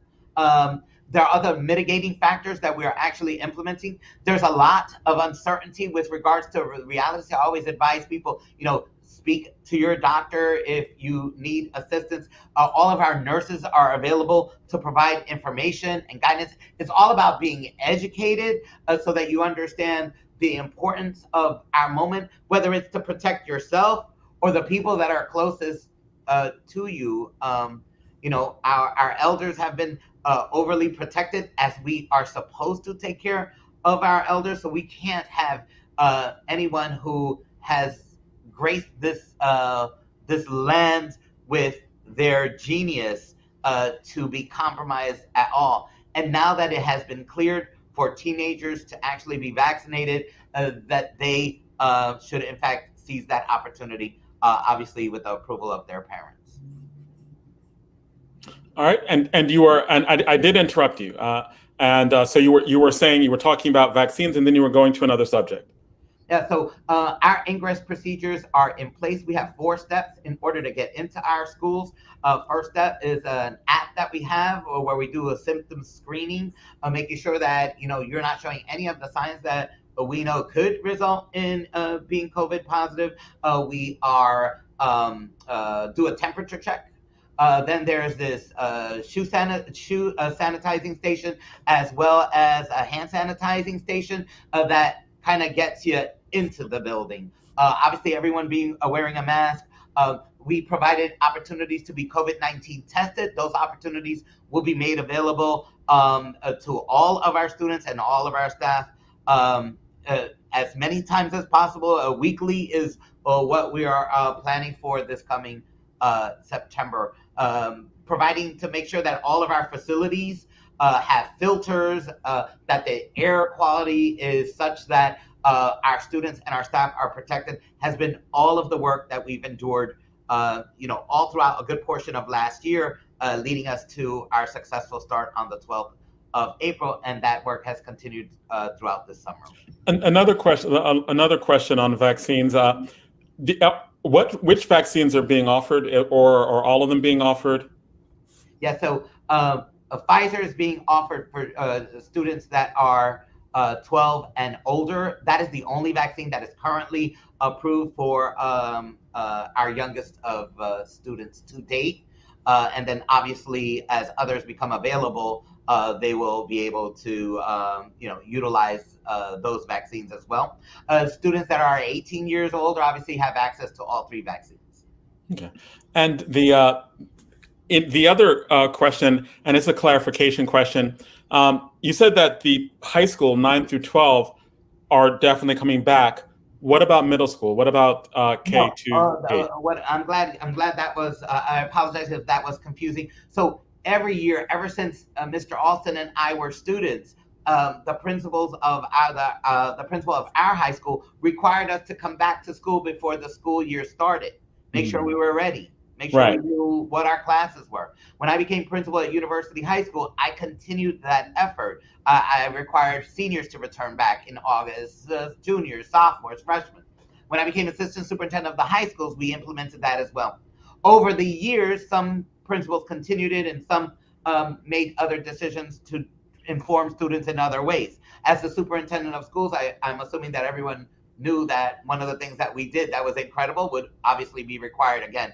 So all of our high school students are required to get back to school prior to the start of the school year so that they can review transcripts, make sure their schedules are okay, get their IDs, or at least to begin to get all of the information to ready themselves for the start of the school year. Freshmen are all required to attend school for about a week, in some instances 2 weeks, and we call that our summer bridge program, the bridge between summer of 8th grade year and the start of freshman year in high school in the fall. So all of that is what I'm referring to. The elementary schools, all of the students in the middle school, whether schools are being invited, parents are being invited back for conversations and briefings, that's occurring throughout all of the district schools. But in terms of who's required to come back in August, definitely our freshman students. All right, thank you. Thank you for that clarification. So, and when September starts, but everyone is coming back in person, including K through 12. Absolutely. Actually, starting with our 3-year-olds through 12. Okay. And Roger, is it going to be mandatory for all employees to be vaccinated? Well, right now, we do have well over 2,000 employees that are vaccinated. It is not mandatory at this time, but we highly recommend and are providing opportunities in the city of Newark, whether any of our employees live in Newark or not, in the agreement with the city and the county, which I appreciate, obviously the leadership of both. Any of the district employees, any teachers who work in the city of Newark and do not reside here can also get vaccinated. And we definitely are encouraging them to do so. What about testing? Is that going to be regular testing? Testing is, in fact, yep, that's part of our district protocol. So before anyone is allowed back to any of our schools, everyone has to have negative COVID-19 test results. And all the kids have to wear masks and so forth as well? Masks have been required since technically the start of the pandemic. So ever since March, April, we were still trying to figure things out. But when the district protocols came into play, I guess, latter part of April, it became mandatory across all of the schools. Office and central office. Principal Cavelli just put up, if they could put that back up so Roger can see that, said that he's going to be mandating teachers' vaccinations next week, according to the reports. Well, we're waiting. Wow. We're eagerly waiting to hear of that and any other guidance. One of the things that we've learned throughout the entire time of this pandemic has been that the most constant event that has occurred has been change. So as it relates to the vaccine, we await guidance as it relates to that. What's interesting is I heard that since New York now has, where it's mandatory, if you want to go into a gym or if you want to go into a restaurant, you got to prove you've been vaccinated. And I ran into one of my neighbors yesterday. He has not been vaccinated, but his wife has. And so they have these, what is those Q&R cards now, where it's on your phone? Yes. And he told me, now I don't know if this is true, Roger, but for people who don't want to be vaccinated, he said he can use his wife's Q&R code, and that it doesn't show up whether he's male or female, but it just shows up that he's vaccinated. You know anything about that? Have you heard that? I don't know anything about that. I know that in our school system, proof of vaccination is uploaded through a protected system that gets reviewed by our health department here in the school district. And so we're not using a QR code as it relates to that. Yeah, because the thing is, man, is that you playing with people's lives. I mean, if we're saying that being vaccinated is the way to get back to some semblance of normal, and if we're going to play by the rules, then we all need to play by the rules, because we don't need to put the teachers' lives or the faculty lives or the kids' lives in danger. So the hope is that we can get this message out far and wide, so all of us are playing by the same rules when we step on to the campus of any of our local schools in the city of Newark. No, Ed, I wholeheartedly appreciate that. That's why we have to protect ourselves. So yeah. The whole idea that there are mitigating factors that will help us against this virus are things that people need to implement. Washing your hands, the whole idea of social distancing. You may very well interact with a positive, but the fact that you are within that 6 feet perimeter could in fact be the difference between you being sick or not. The last thing that we need are right. people being sick. And then I understand that it's quite confusing because everyone's like, oh, you don't have to wear a mask. Oh, and then now this variant has, right. taken everyone by storm. And so the adjusting is very, very difficult. So that's why we've stayed the course. Wearing the mask, I know that there are people that may in fact have issues with that or have articulated that elsewhere. But ultimately, we know that the first priority is the health and safety of all of the students and staff. Yeah, and the thing is, if you're not going to do it for you, how about you do it for the kids? You know what I'm saying? And in our community, Roger, I already said, oh, I'm doing it for the kids. Well, how about wear the mask for the kids? How about that? Yeah, Mayor and I were discussing this last night actually as well. So the virus has taught us to be a little bit more selfish than perhaps what people are, right? You're not talking to other people. You've isolated yourself. You've quarantined yourself, especially if you're COVID-19 positive or if you've come in contact with other people. So we've entrenched ourselves in a thinking that we have to worry about ourselves. The way that we get out of the drama of this virus is when we're actually worrying about somebody besides ourselves. No, absolutely. I want to remind our students that in the Vaccine for Teens Challenge, I need every student who gets vaccinated to talk to 5 other students to get vaccinated, because ultimately that whole passing on the knowledge becomes important. Educate so that people understand the importance of doing so, and then work with people so that they actually do get vaccinated. That will be the critical mass necessary to turn this tide. Newark has done an incredible job. We are nowhere near the numbers where we need to be to actually be able to breathe a little bit better. In certain school districts, like my goddaughter is going to school in Philadelphia, and one of the things that we were talking about is that she has to, in order to participate in after-school activities, she has to be vaccinated. So she was having those conversations about whether she should or shouldn't, based on the participation in activities. Is that something that are these things are there decisions being made on that in Newark already, or is that in the process? Absolutely. Things are in the process right now. We have had a couple of instances where members of our sports teams are actually getting vaccinated without it being mandatory to date. What is mandatory is testing of all of our athletes as a requirement, and obviously educating them. We're on the midst of kind of making some determination with regards to that.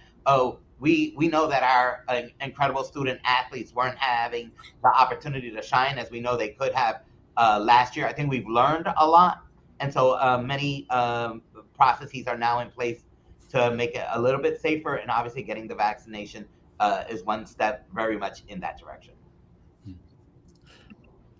Now, Superintendent, you were also getting ready to talk about something else. I definitely want to make sure that you're able to get the points out that you want to get across. Unless there are other questions, do we have more questions about vaccines left? Zaid, do you have any questions about vaccines? You're on mute. No, he basically covered it so far. Well, listen, I mean, at some point we can go beyond vaccines too, because we're not going to school for vaccines. We're going to school to get our kids educated. Right. That's why I was like, if there are any other questions before we move on, and if they're not, let's move on. Let's move what on. Question? Let's move on. Yeah, let's rattle. Let's move on. What's next? All right. So, Superintendent, is there anything else a message that you have to get out, or we'll just start getting more questions? There were more questions. All right, Zaid, questions. Just this past week, I'll take a dive from a spot that's sensitive to me and to some of us who've been on the show. Just this past week, we had the Amistad Commission do its Summer Institute. Where are we in our school system with the efforts to implement the Amistad mandate? We understand there's been some give and take and some forward action and some pushback. Where are we now, and what's on the horizon with that, as you know it? Well, I think we look out, because I think I read that the next show my brother is going to be on, so he will definitely be able to capitalize on the incredible work that the district has done in this area. You know, part of the fact that this bill was passed by the Honorable Payne and that our school district in over the course of the years attacked it with different strategies was a commendable thing to do. However, the importance of the significance of the Black people, not only in this city and in this state, but in the world, is definitely on. It's on my focus. It's on the agenda of the committee that actually had the responsibility of revisiting the curriculum. So putting incredible works in front of children, making sure that, so first of all, the curriculum is done. The fact that trainings of staff have occurred, key people like Akinyele have been at the forefront of writing what the teachings should be, has been absolutely wonderful, incredible.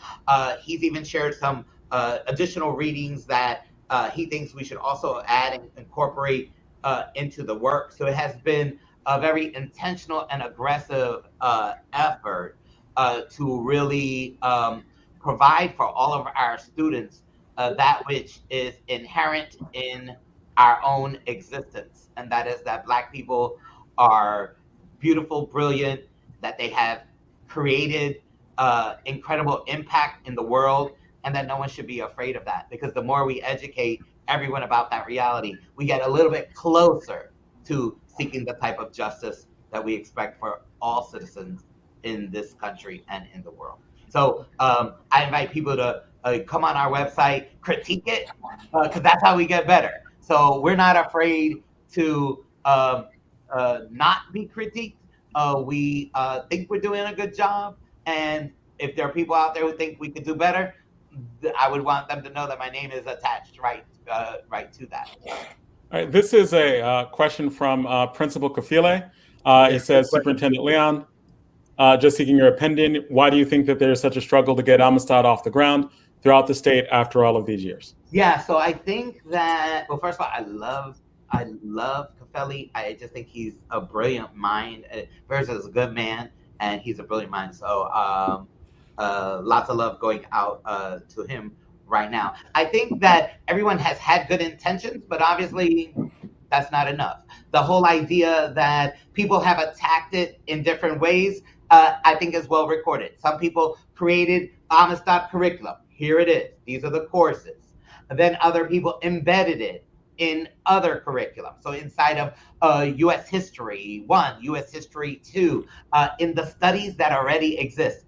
And so in both instances, you know, people aren't afraid, but people have to be very well educated. You know, with Dr. Harris's work on the 1619 project, I think just created an awakening of people. Some people are afraid to actually get into conversations about a negative and dirty and ugly past that has labeled to many people this nation, and not in a good way. And the only way that we actually become better is acknowledge, figure out how we don't repeat history's evil past, and ultimately course correct. So our point is that while other people are struggling and figuring out, but we're taking a courageous stance, and we're making sure that in our summer reading list that we provide our students over the last 3 years, the books that our students have read. My board president has been a leader in this work. I'm so proud of President Haynes in making sure that we have representation of our students in the books that they read. So inundating, drowning our children in greatness of Black people is extremely important, and no one should be afraid of doing that. We're not. But Roger, the thing is that, right, you know, and I was having this conversation today with some folks down in Atlanta, down at Clark University. And, you know, some of the professors were saying that the only time that white America wants to have a conversation with Black people, as you just said about her dirty past, is when an incident like George Floyd happened, right? And then that, you know, every newscaster says, oh, we gotta do a town hall, and we gotta, you know, talk about our past. We gotta have this conversation. Well, that lasts for about 2 or 3 weeks, and after that, that's over, right? And you know, we've been talking about making sure that the Amistad bill is part of the curriculum now for quite a while, and we've got a lot of pushback, you know, from a lot of white teachers. I mean, we've had the sister on who's the commissioner, and she's come on and she said it's, you know, the fight she's had from teachers, you know, who are supposed to teach it, being willing to unteach it. And I'm saying that, you know, this is, you know, we're not even having a conversation amongst ourselves, right? Amongst our friends, so that it could trickle down to the school. And you know, maybe those teachers who might be friends, you know, because you know, every now and then you hear white teachers say, oh, I got Black friends. Okay, you're a teacher, but you don't want to teach the Amistad piece, but you know, you want to have this conversation. What I'm saying is, Roger, is at some point, right? I don't think it needs to be embedded. I think that we need to begin to have teachers on campus somewhere, even if we got to invite them to have, you know, these kind of conversations, even if it's a brother like Dr. Kafele, you know, having a tough conversation, but we would begin to have it. Yeah, but you know, you mentioned a really good point. I just wanted to make a blanket statement first, and then to talk about the point. I'm afraid that I might not be the first person to tell you and others who are listening to this, racism is real. Right. It exists right here. Right. And so ultimately, the way that we fix it, in my opinion, and this is now my mother's teachings, are that we get educated, really, really well. And I'm talking about that we educate our young children in such an incredible way that they understand how fearless they actually are. Your point, though, is then who's having those conversations? So it has to be intentional. We have to hire differently. We have to make sure that we have representation. And I don't necessarily mean representation by saying you have to be Latino to be in a Latino school, Black to be in a Black school. But you know what? Representation is really, really important in our school system. The number of male African American leaders is small. And you know what's scarier than that? The number of Latino male leaders is smaller than that. And ultimately, at the end, we have to then do something about it. I've created what is called the Black Men Rising Coalition, and I will be announcing in a couple of weeks the Latino Men Rising Coalition. Latino Men Rising will occur in November. The Black Men Rising Coalition started in tail end of April. These are teachers who are Black male and then later Latino males who have not gone for their masters. And we have tapped them and gotten them into a program because we see something in them that is extremely important in school leadership roles. So that when we have leaders that look like our students moving the agenda, that'll get us there quicker. However, the realities are the realities as they are right now. So people you can't arbitrarily not teach this. Regardless of the curriculum that we're offering, we obviously have to educate whoever is teaching it and then make sure that we're supervising them. The debate that I was talking about with Dr. Capelli was that throughout the state, people were saying, make it stand alone. And then in other instances, people were saying, no, embed it. Arguably, it doesn't matter if you're not going to teach it. Right. So ultimately, that's what's on us. We've taken it seriously. I have always taking it seriously with actions, not just words. And, I'm excited that the Assistant Superintendent of Teaching and Learning, who's Dr. Marianne Riley, and our incredible Deputy Superintendent, Nicole Johnson, one's a white female, one's a Black female, and both of that are brilliant minds that they are aggressively and intentionally understanding that this is important and its transference to our youngest children is extremely important and critical. It's not an arbitrary decision to do that. Can we be better? Yeah, that's why I'm inviting people to look at what we're doing, help give us advice, ideas of what are different works that people think we should do.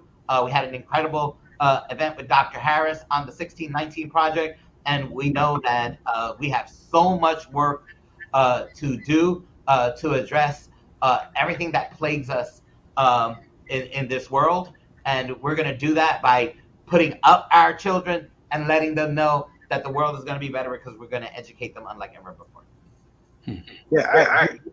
Today I'm verse 1619, by the way.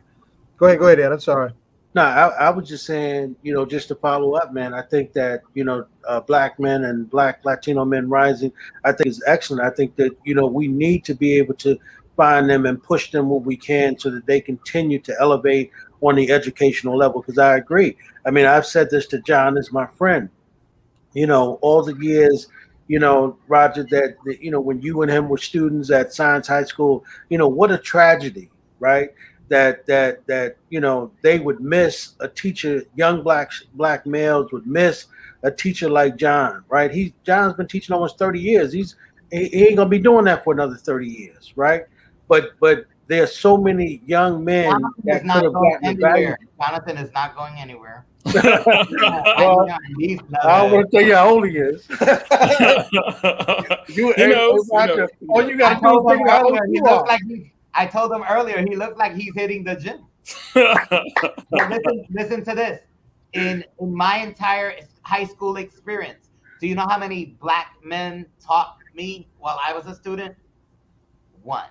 In Jonathan's schooling, did you have Dr. Micah at all, Jonathan? No, just Mr. Gaylord. So Jonathan, you didn't have Mr. Travis?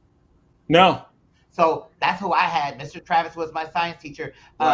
Jonathan had Mr. Gaylord, a fabulous, incredible English teacher. That's it. Mm-hmm. Wow. That's it. Like literally, that's it. Right. In elementary school, let me tell you, all my elementary teachers were absolutely incredible. You know how many Latino men I had as teachers Zero. Right. Yeah, Wow. Very few men in elementary. How many professors I had in college that were Latino men? Zero. Right. Black men? Zero.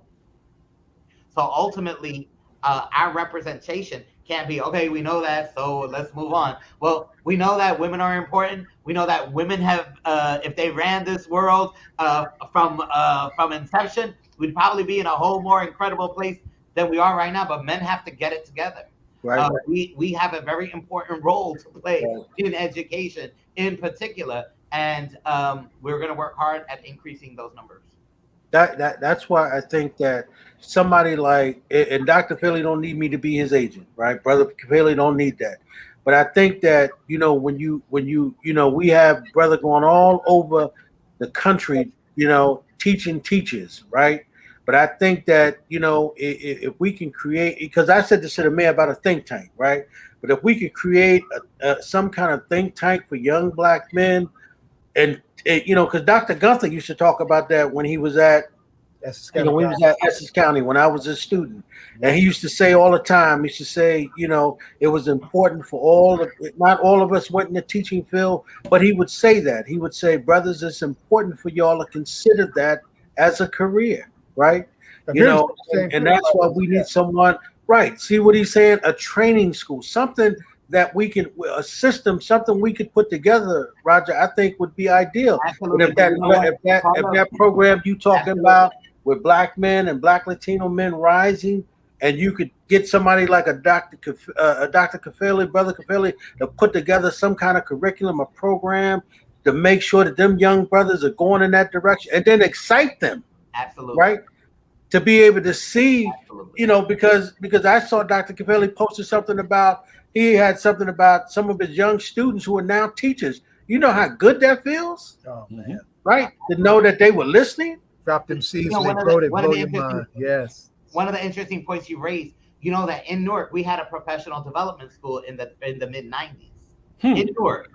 And so, our objective is to actually rebuild that. And when was that, Roger? Say it again. In 1994-5 is when it stopped. Wow. You mean right after state takeover? Yeah, that actually was state takeover that stopped it. So there are things that we used to do that were absolutely incredible, and some things from the past will remain there, but that's a perfect example of something that we will be instituting. We have a 10-year strategic plan, and our goal is to have a very important decision made with regards to the professional development school in Newark again by 2025. Wow. So definitely on teachers, and what Dr. Kafeli was talking about is on training leaders. So it's not like you automatically become a principal. You learn the principalship in the principalship, but we've created incredible pipelines with the help of the Wallace Foundation that is really going to create a turning point. We already are at a turning point, but it will definitely accelerate the incredible work that's already underway in the city. We've done a lot. We have a lot to do, obviously. And Roger, one of the things I heard Les Brown say this week. He said that you can't become what you don't see, right? But if you see great teachers and you see the realm of possibility for that, you can copy that, right? Michael Jackson said he did that with James Brown, right? I did that watching Muhammad Ali, wanted to be a world champion, right? And I made that mistake too. Yeah, and being a lawyer, watching somebody, I'm like, yo, that's possible, right? You see those things, who would have thought that Roger León would be the superintendent of Newark schools, but other kids are looking at you and saying, wow, that's possible for me, just incredible. Can you imagine that as we get it together in a real profound way, what the impact is, like the impact. So ultimately right now, the children that may be listening to this or that will definitely be impacted by the work of our labor, we cannot deprive the rest of the world the genius that are in our classrooms right now. We have children that are going to be able to overcome obstacles that we are experiencing, that they're going to find cures to diseases that have yet been receiving a name. But our task is to educate them really, really well. We can't just educate and do a good job.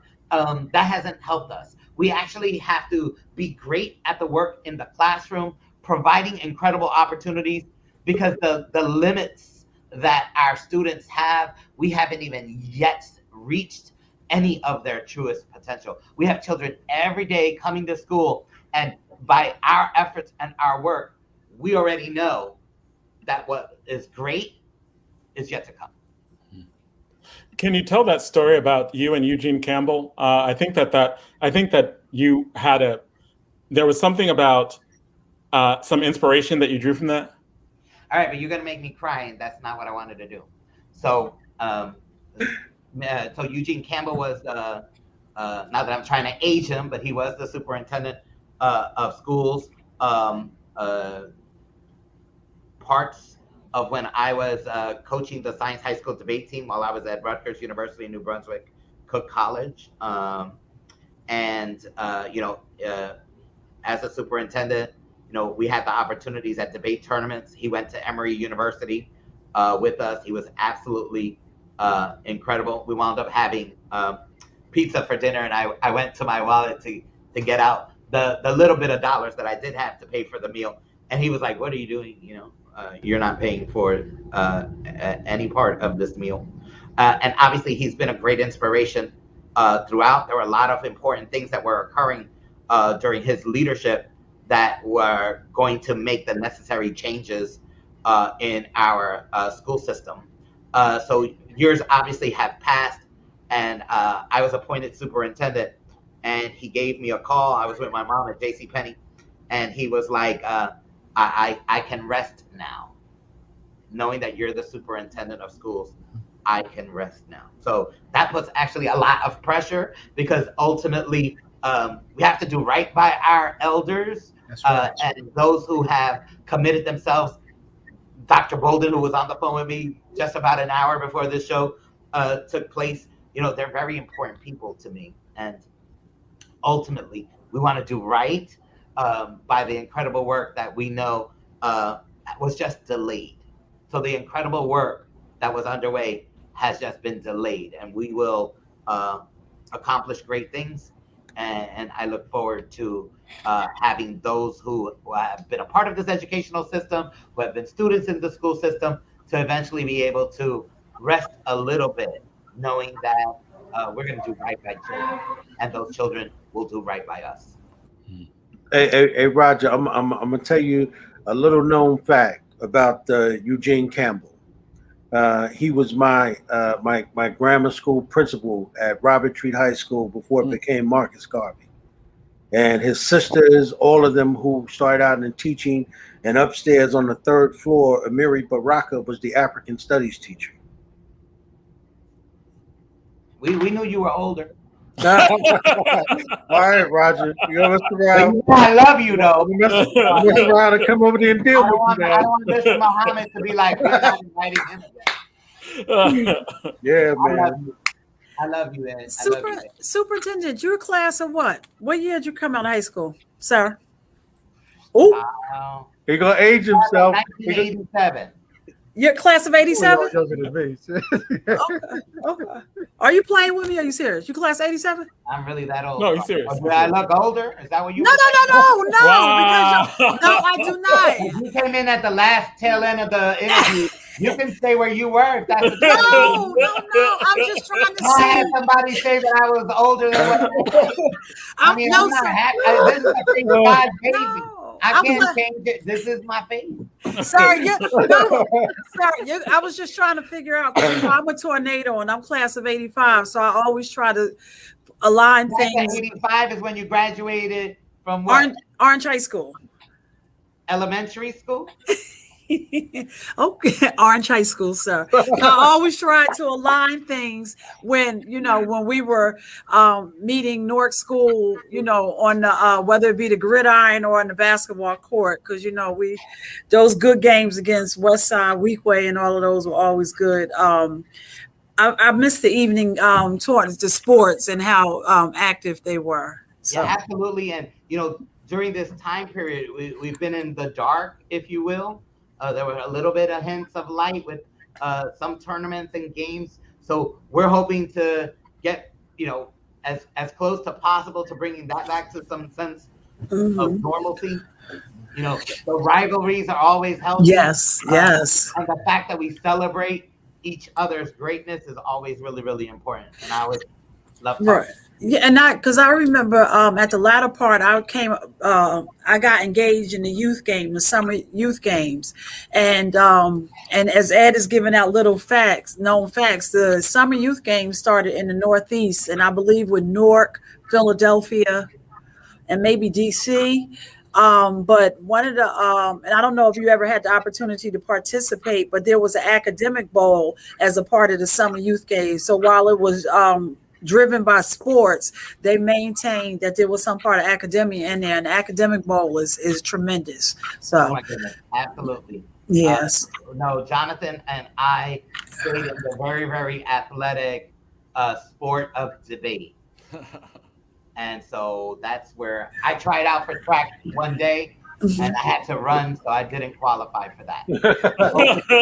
but ask I don't know, Obalachi, because he does recreation. The academic bowl is when all athletes come and compete, with academic, and it's a phenomenal part. And I wish you're gonna email me so we can do a follow-up on that. Right, exactly. I sure will, Superintendent. Obalachi, he's a lot older than me. He's a lot older. He's mine. And then the other thing is that I was proud, Zaid, when they were talking about the institute that's about to come up with the Amistad yes. Right, the Summer Institute. Oh, yeah, it's just finishing up. But one of the things that came out of one of the reports is that Newark was the only school system that's in compliance with the Amistad legislation.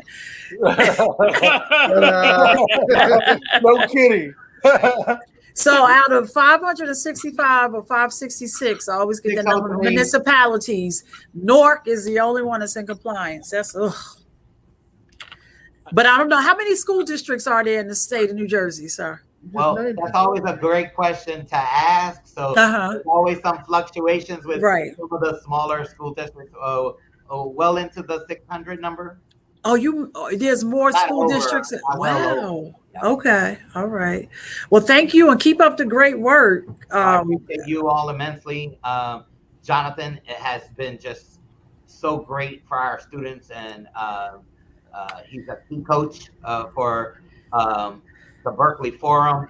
So he has been a leader outside of our city, which is what's important as well. We need the leadership to be broad in scope, but very, very clear and focused. I love no other city like I love my city of Newark, and we will continue to work hard and tirelessly. We are not behind. We're just moments from experiencing the greatness that is ahead. And I thank you all for being available to give us the opportunity to share some of the work that we're doing. And I look forward to having an invite whenever you find it appropriate to have me back.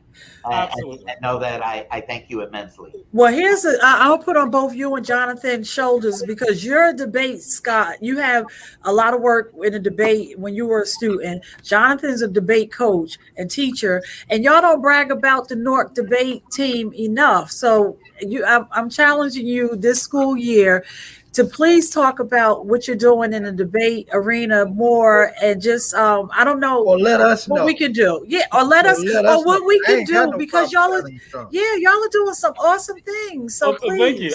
I didn't pay him to say that.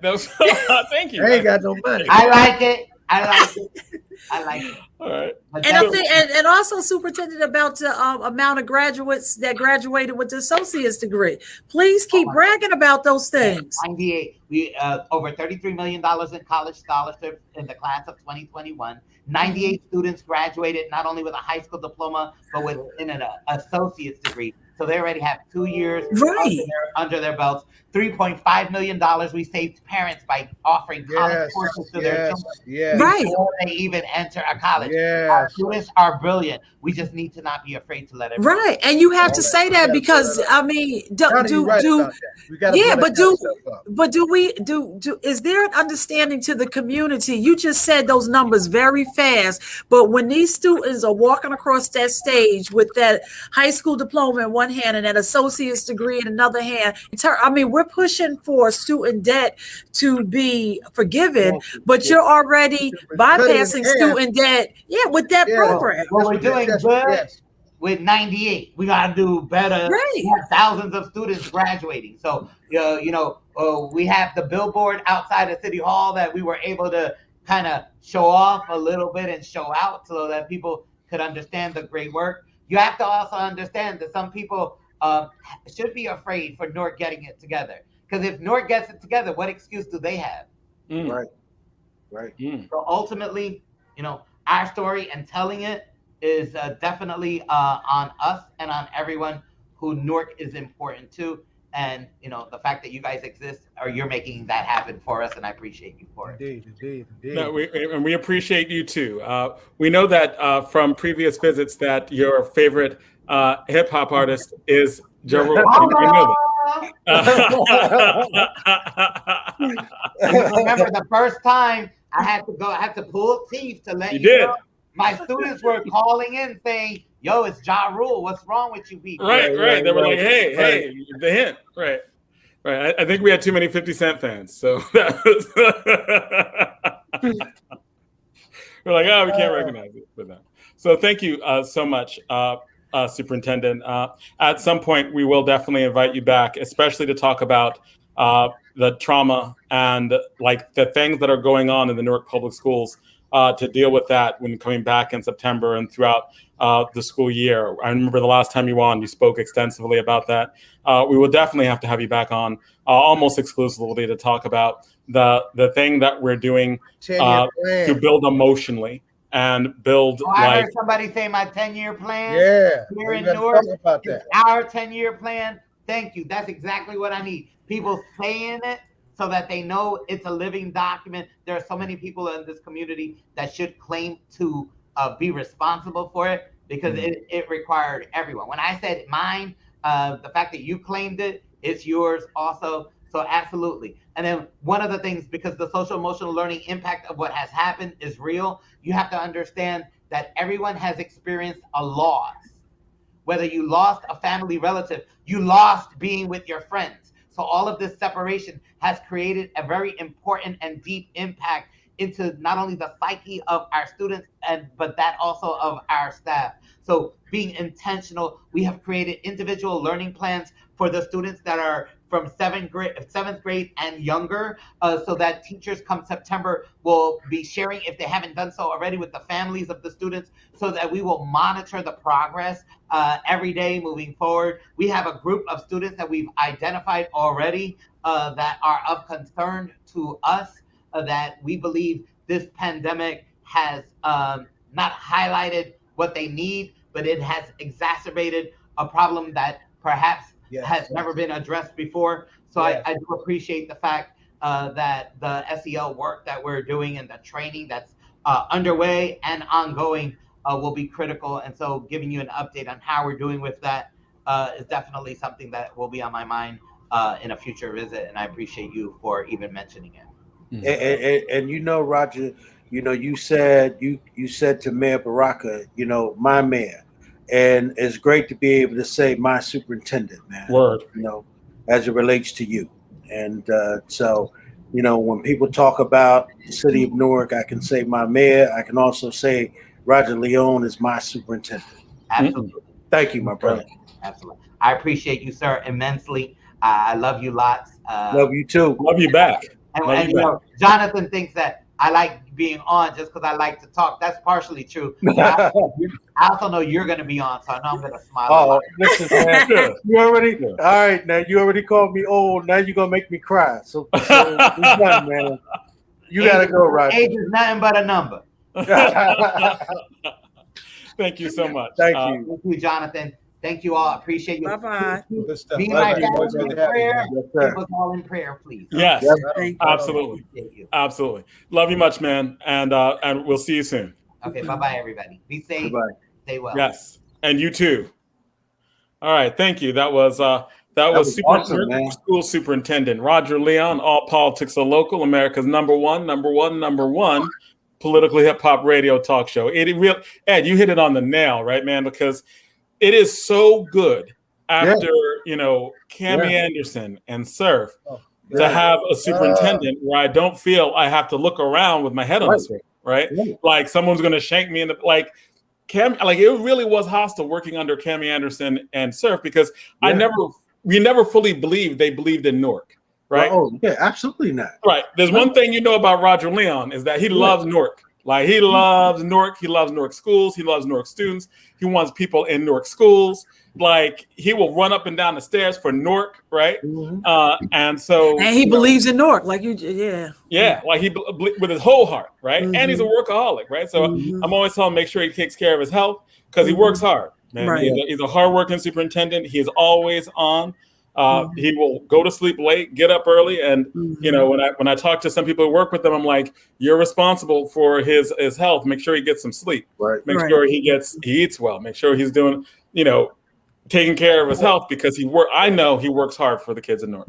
But you also notice that when he hears a good idea, right, like what Donna suggested to him, and he said, "Email it to me," right? I mean. You in order to be a great leader, right? One of the things is that you can't walk around thinking you know it all, right? Because you never know where great ideas are going to come from. That's right. That really is a debater trait too, right? Like he's always been like that. Like if it's a good, like one of the things we always like good ideas, and we know, I think we both believe, and I think this may be a debater trait is, if you're the smartest person in the room, you're in the wrong room. Yeah. Right. Well, you said the word great debater, and then Chris Randall showed up. Wow. Yeah, just popped in. Right. Popped. Right. So if you are got a blues song for people like Randall, sent for you yesterday, here you come today.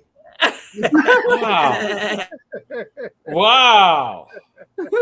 Chris, you just walked into that. Chris Randall just came on the show. Where you been? And Zaya was like, bam. They like Della Short. Wow. You know what? I need Zaid Muhammad too much. Ain't nothing I can say, but yes, sir. and Zaid is ready. What's wrong with Chris's? Zaid is ready for him because Zaid didn't prepare him before with this security situation. So Zaid gonna stay ready. So we know that we are going to have Akinyele and Umoja come on, and he should be up. He should be on here soon. But yeah, just we had some good. We've already had an excellent show. Oh man, and we're about to have a more. We're about to extend that whole line of excellence a little further. And Zaid, there he is. Yes, Zaid and Chris, can you introduce our guest?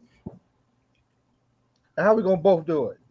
I don't know. You take turns, Zaid. You start. Zaid, introduce our guest, and Chris at some point will jump in at the end and say something because both Professor Umoja, both of these men, Chris Randall and Zaid Muhammad, are deeply appreciative of you, your work, your life's work, everything you've done. I mean, deeply appreciative. So I want to give you a fitting introduction. Zaid, you have to do it like the clergy do it. Y'all have to tag team. Y'all start in, let Chris come in, and this ain't church. You watch Zaid will take a collection on you now. For sure. I do it now. Next time, I'm gonna get some money out of you for real. Right? All right, and there's a special place in our order of efforts trying to change the world. That's called the place of the people's scholar, right? That the organic scholar, the scholar that is not just an intellectual, but an intellectual who's actively engaged in the throes of our people's struggle, no matter where that takes him or her on that walk. And Baba Akinyele Umoja is all of that. We're gonna talk about Black August and all that can be generated out of a talker on Black August in the time that we have with him this evening. But he's best known for that incredible piece of scholarship, We Will Shoot Back, right? On an armed self-defense tradition in Mississippi. So he covers a lot of bases. We come out of the same ideological spaces and whatnot, just a few years between us. So we've grown up in this in many respects. But he, as an organizer, I want you to appreciate also his place in creating organization within the new African independence movement, right? So he is definitely what I just described, and I did not want to have a Black August discussion this month without him in this circle. So it's an honor to finally have my brother aboard. Baba Akinyele Umoja is with us. Let's go. Let's get it on. Man, I'm honored to have that introduction from my brother and my comrade, Baba Zaid Muhammad, somebody who I have tremendous respect for in continuing the work, particularly through his work with the Malcolm X Commemoration Committee. He's in an organization that was started by people who were contemporaries of Malcolm X. And so he continues their legacy. I'm just like always inspired when I'm in an activity that he engages in, and much appreciate the work that he is doing, has done, and is doing. He asked for me to come to you today to speak about Black August, a month that I'm proud to be born in. Me too. Yeah, we both are. Black August, both Black August babies. My birthday, and several freedom fighters, as you know, are born during this month. Like Dr. Mutulu Shakur, born on August the 8th. Like Honorable Marcus Garvey on the 17th. Like my former comrade, who's an ancestor now, Chokwe Lumumba, born on August the 2nd. So several freedom fighters are in this month. But the tradition of Black August begins from our freedom fighters who were incarcerated, particularly in the California prison system. And, I remember, and Zaid says, we're around the same age. I remember when I was in high school, I believe I was in the 10th grade, and it was August 7th, 1970. I saw on the picture of the Los Angeles Times. I grew up in the West Coast in Compton, California, but there was a young man, tall and slender, with an afro, Jonathan Jackson, and there was a picture of him taking charge. He'd gotten a stenographer and a judge and a prosecutor in the courtroom with three brothers who were on trial. He had armed them brothers who were all incarcerated people on trial, and he demanded that they be let go. And a gun battle ensued with him and the California prison authorities, and almost everyone was killed except for a brother by the name of Ruchell McGee, who is still incarcerated to this day, who we should never forget, Ruchell McGee. And I believe the prosecutor in that case survived. But Jonathan Jackson, that was just an inspiration to me. It kind of took me back to my studies of the resistance of our enslaved ancestors, seeing that picture at that time. And I was saying, man, this is happening right now. I come to find out that he was the brother of a brilliant freedom fighter by the name of George Jackson. George Jackson had been incarcerated and given for a common robbery and given an indeterminate sentence of 1 year to life at 18 years old. But just like Malcolm X, while he was incarcerated, he became politicized and became a revolutionary, to the point that the Black Panther Party gave him the title of Field Marshal while he's incarcerated. Field Marshal meaning that he's an organizer of military leadership. And of course, he was somebody who was well trained in the martial arts. He had studied a military strategy. He had studied revolutionary theory, and he began to organize other men in the prisons. You were saying, why military in the prisons? If many of you know that inside of our concentration camp, or the concentration camps, black men, black women have to protect themselves from neo-Nazi type organizations, white supremacist organizations like the Aryan Brotherhood. So he began to organize black men in self-defense in the prisons that he was in, and became not only organizing them for self-defense, but he began to organize other black men in terms of political consciousness. And because of that, he was targeted. He was set up on a charge with two other brothers, which was a case of the Soledad brothers. So when Jonathan Jackson did his raid on August the 7th, 1970, he was there to free his brother. It reminds me of the song by Tupac Shakur, Soldier's Story. If you go back and hear that story, it kind of reminds me of the story of Jonathan Jackson, where a brother tries to engage in a military act to free his brother. George Jackson was so revered by this system. And again, he was also an author who wrote two books,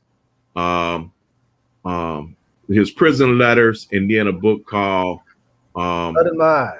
Blood in My Eye. Thank you, brother Baba Zaid. And those books, I remember, again, I read them when I was in high school. They both inspired me. But because of his major impact inside the penitentiary and beginning with those books to have impact outside of the penitentiary, he was assassinated. They claim he was trying to escape, but he was assassinated on August 21st, 1971. And so you have these two cases, August 7th, August 21st. There was another brother who was a prison leader by the name of Katari Garland, who was assassinated in the penitentiary in August. So because of these deaths in August, our brothers in the California prison system, particularly in Soledad and Folsom and San Quentin, they began to organize, and then they had a commemoration of these deaths during August. To commemorate them, they would do a daylight fast. They would not eat from sunup to sundown. They would not. They began to refrain from using curse words. They began to sometimes just speak in Kiswahili. They began to study revolutionary theory like George Jackson did while he was alive and while he was incarcerated. They began to physically train so they could be more pure and they could be ready to defend themselves, because, again, they had enemies, the guards, as well as white supremacist organizations inside of the penitentiary. So through their organization and through their commemoration of this particular time, they began to have this commemoration. It's not really a celebration. It's a commemoration to honor the spirit of those who were assassinated and killed during this month, and also to hold on to the resistance of our people.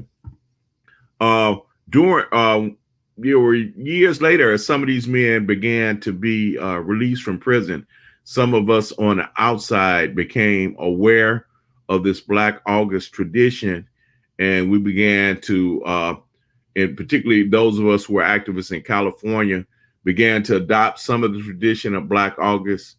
And then we also began to think of other things like the birth of Marcus Garvey, like on August the 18th, the successful defense of the Republic of New Africa 11 of their lives when they were raided in Jackson, Mississippi, like Nat Turner's uprising, which occurred in August. And so like the Haitian Revolution that initiates on August the 14th. Which day is your birthday? That's my birthday. August the 14th? Yeah.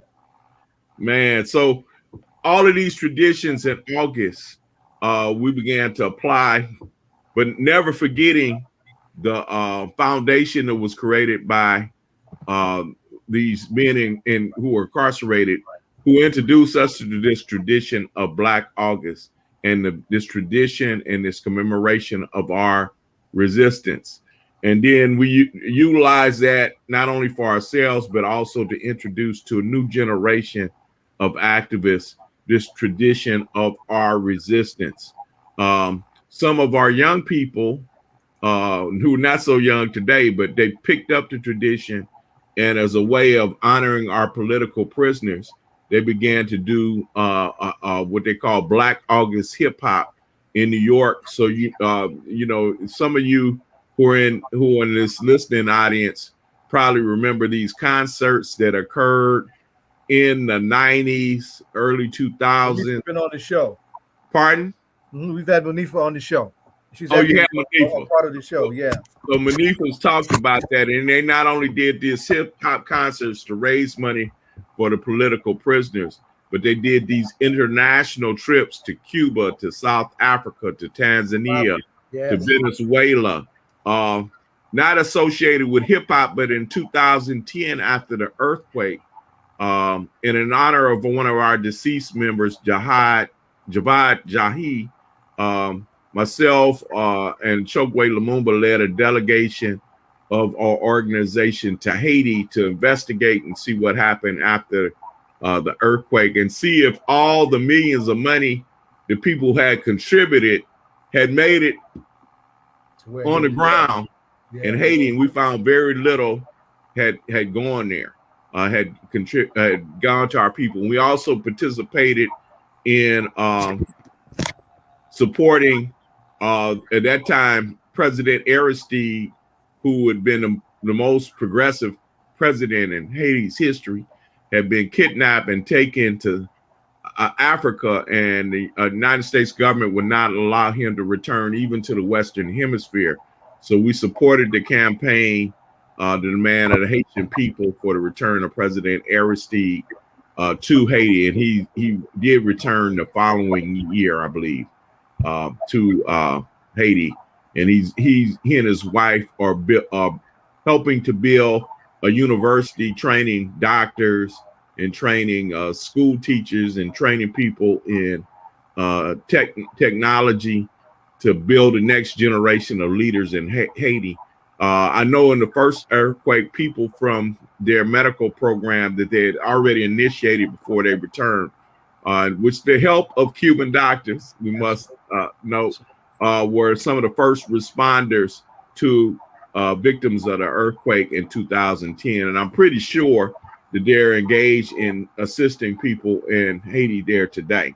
And so we, in saying that, we have to be very discernful that we don't contribute to the disaster capitalism, and we contribute to organizations we know they're going to give money directly on the ground. I myself endorsed the Haiti Emergency Relief Fund, who I've seen takes no overhead and gives every dollar contributed straight to the Haitian grassroots movement to aid our people there.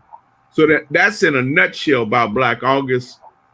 It's still looked at internationally. I know I've been even contacted from people in Venezuela about Black August.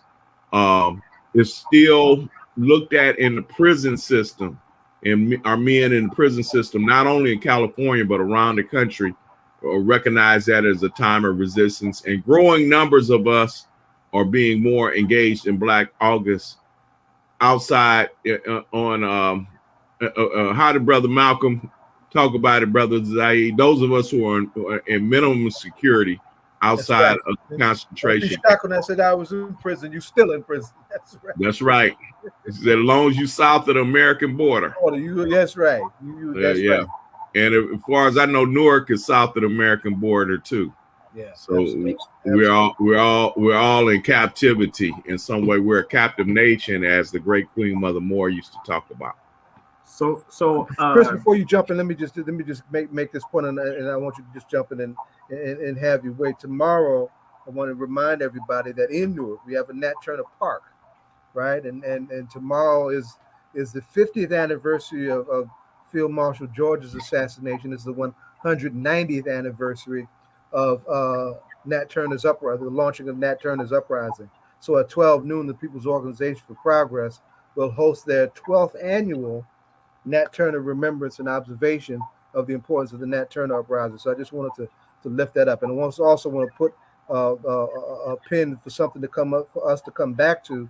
We have a political prisoner who's in dire straits with his health, right? Russell Maroon Schultz, who's a Black August baby himself, born on August 23rd.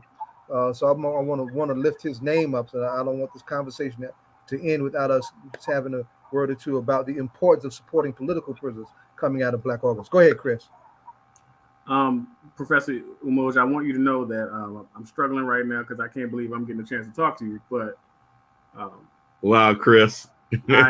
So I'm a huge fan of yours, but I worked in the wrong direction. So I got your article about settler colonialism first. Yes. So my first introduction to you was in 2019, settler colonialism and the new African liberation struggle. And then last year I got We Must Shoot Back. And so We Will Shoot Back. And so I was wanting to kind of get you to unpack this notion that you kind of put forth in that article about the captive. You actually say that the forced descendants of enslaved Africans are a captive nation within a nation. And how does that affect the way we should orient politics in terms of understanding ourselves as Black as an anti-American creation? What does that mean? How do you feel about that? Can you give us some insight about where that comes from?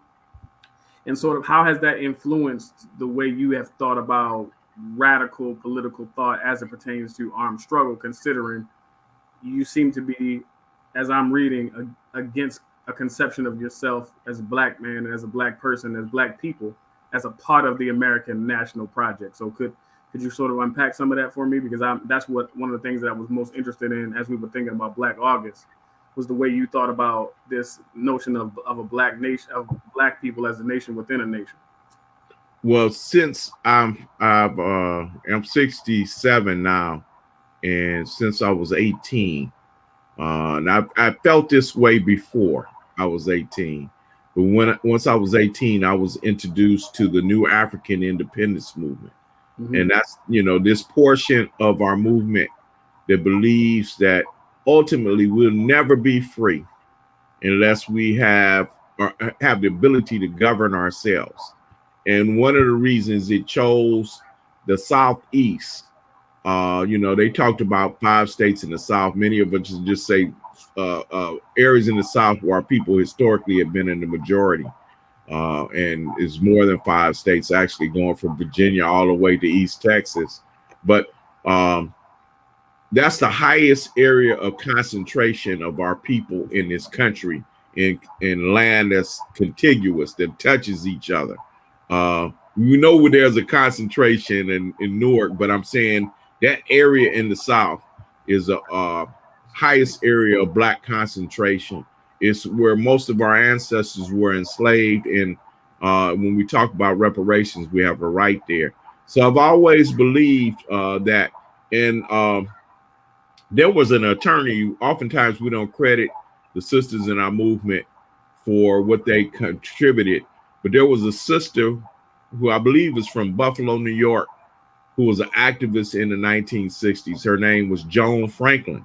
And she came up with this concept that she introduced to the founders of the movement, people like Queen Mother Moore, people like Imari Obadele, Gaidi Obadele, people who were connected to Malcolm X, as well as people who had founded the Yoruba temple and Oyatunji village, Nana Surgeman out of Fume. But these people had a conference March the 8th, 1968, and they declared themselves independent and demanded reparations from the United States. Joan Franklin put forth this concept. She said that there was no point in our history, particularly after our enslavement, where we were given a right to determine how we wanted to be free. Right.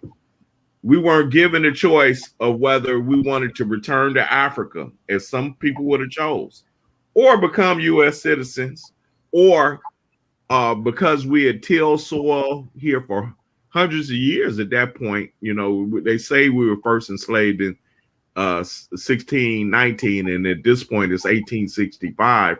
But we weren't given a choice to determine if we wanted some of that land and we wanted to be independent on the land. Only indication we get of that is in 1865, when the Georgia and South Carolina which was majority black at that time, like 85, 90% black. And the Union troops come through there and they try to figure out what we're going to do with all these black folks. And they met with, I believe, 30 black leaders. And all of them, except for one, said that they would rather live amongst themselves on their own land. And they sort of made an agreement with General Sherman that they would support the war effort if they had that territory. And thus, this is where the whole concept of 40 acres and a mule comes from. Oh, that's right. Sherman said they could get black people could get 40 acres along the coast of Georgia and South Carolina. There was a leader, I believe he was from New Jersey, who was sent to the South, a black man, to govern people, black folks in the coast of Georgia. And he actually tried to create his own government, but the Union Army seated him or pushed him off the island. He was on the islands on the Georgia Sea Island. So there were black people who desired to have some form of self-determination, governance for themselves, their own affairs. But we've never been given that choice. There are reasons why the government went another path rather than giving us the right to land and self-determination. So it's still something, I think, many of the issues we have today, if we look at things like the achievement gap in schools, if we look at things like wealth inequality, if we look at things like mass incarceration, if we look at things like us being killed all the time, you know, by police, vigilantes, and security guards, much of that comes from the fact we live in a society where our lives are not valued, and we live in a society where a system has been organized to keep us on the bottom. And so this is why many of us are for independence. Of course, if we were independent, we don't need a capitalist system. We need a system that that we can live equitably amongst ourselves, where resources can be shared, where our medical care, our housing, our basic needs are taken care of, like other countries around the world who have similar systems. And so, but we do need to be independent. Now, this should be self-determination. So there are many of us who choose this option. And I think if we were have the right to have a full discussion on this, many more will want to have it. But we haven't had a discussion on it in a way that we can really consider it. I know with my own students, it's interesting. You know, I try not as an educator to just tell my students how to think, but I do try to present a variety of options to them. And I would say that some years had gone by where this concept of Black people having sovereignty wasn't that popular amongst my students. But since George Floyd has become more and more popular, not just George Floyd, you know, the killing of Ahmaud Arbery, you know, or Breonna Taylor, just the litany of killings of Black people in Atlanta, you know, the killing of our brother at the Wendy's, right? Rashad Brooks. So, you know, it's just looking at the system. Many of our young people are beginning to think of different alternatives, but we need to have a discussion. Not only on that, just on this whole question of reparations. Black people haven't really been presented that in a way. I mean, we've done our advocacy, but we need to have broad discussions, democratic discussions. And that's why programs like this are very important, where Black people are presented different types of concepts other than concepts that only benefit our oppressors. Right. You know, we're taught to participate in a two-party system. And yes, like Malcolm said, sometimes, I mean, we got to use the ballot and the bullet, but I'm saying the way things are presented, there's limitations to what we'll come up with as answers. And we got to think beyond the box if we really want to end this problem that we're facing historically as a people. It looks real bleak right now. One of the reasons it looks bleak is because we're not presented with full alternatives that can make us free human beings in a secure society. So thank you, Brother Chris, for being one of the few people probably read that. Listen, I can tell you right now that at least 75 people read it. I know because I gave it to them. So I appreciate it. I appreciate it. I also wanted to say this to you. I think that the other question I had is, you seem to have, as I've been reading through your work, you have an affinity for Reverend Henry Highland Garnett. Yes, most definitely. And I wanted for you to unpack for me. I mean, I guess, and I think the listening audience can certainly benefit from this conversation as well. But when Garnett says that if we do not form a Negro nationality, I'm mistaken in the spirit of my people. What does that mean in terms of, as you've outlined it, as it relates to what is the benefit of one, identifying as Black, and two, how does that, what do you think is the, being that you have given a lifetime, I don't think we could never thank you enough, as much as we never were able to thank Baba Runoko Rashidi enough for his contribution, but we can never thank you enough for unpacking the history of the way we are taught Black history, that integration happened because there were some courageous Black people and some very nice white people, and they got together and we just pushed everything forward. But in fact, that there was a armed resistance struggle that went side by side with that even made, in many cases, a nonviolent struggle possible. So what do you think is the relationship between the integration milieu that we're sold and identifying as Black, and then what is the relationship with that and armed struggle, and why aren't we ever taught about the actually more prevalent armed struggle that took place, like Robert F. Williams, the Deacons for Defense, all these things that made Martin Luther King palatable to white people? I cannot find the root of this quote, but when I came in the movement, my teachers taught me that W.B. Du Bois said, "The system that enslave you will not free you." And so when we think, it's in Black Reconstruction. Send me the page number too. I'm gonna go through there. The system that enslave you will not free you.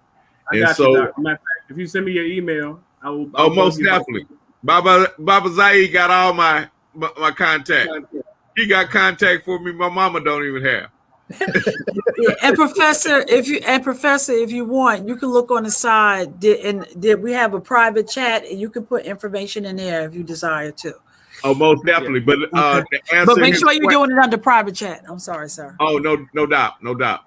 But what the folks who oppress us are not going to allow us to, or they're not going to promote a narrative that's pro-liberation for us, but only a narrative that they feel benefits their interests. This is why, even about the nonviolent movement, Martin Luther King, the real Martin Luther King, is not promoted. They don't talk about Martin Luther King really, that, and our children aren't talking about our Martin Luther King, who opposed militarism, who said the greatest purveyor of violence on the earth was the United States. That's right. That Martin Luther King is not taught to our children. Martin Luther King, who talked about redistribution of wealth, who talked about basically reparations. That Martin Luther King is not promoted to our youth. So going back to Henry Highland Garnett, I read that first in a biography of Garnett by Earl Afari, a popular thinker and radical critic in Los Angeles. He wrote a biography that's out of print.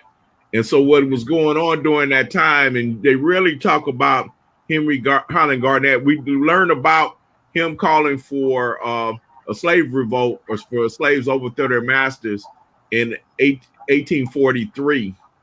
But we don't find out that 10 years later, he would call for Black people to have their own nation. And that's where that quote comes from. He says If I could remember the quote correctly, he said that if we he was asked where a black nation would be established, and he said if we don't establish a Negro nationality in the South, I would be surprised in the spirit of my people, meaning that he saw that we were going to have that have our own nation. He said Jamaica's ours, Haiti's ours, Cuba will soon be ours.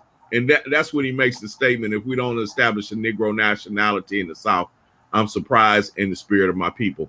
That type of, again, just in terms of history, even in our Black Studies courses, few students are hearing these type of options.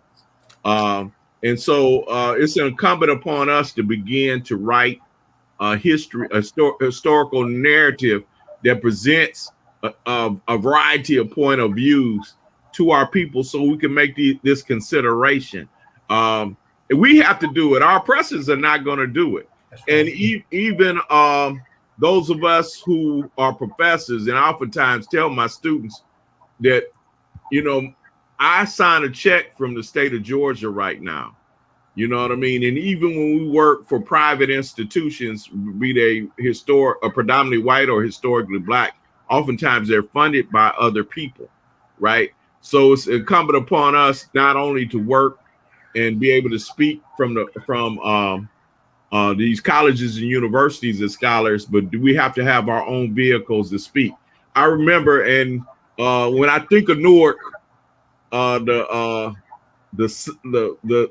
greatest personality, revolutionary that comes out of Newark is Amiri Baraka, and I saw an interview of Amiri Baraka with one of my elders, Asnia Toure, and Amiri Baraka would say that we need to create our own venues to tell our own truth, and also to look for validation as scholars from those institutions. Right. So it puts a pressure on folks like me that we have to, for the next generation, create independent platforms to tell our own story and to give our own perspectives, as you all are doing right now. You all are, a part of that institution we need to be building so we can get a liberation narrative out to our people.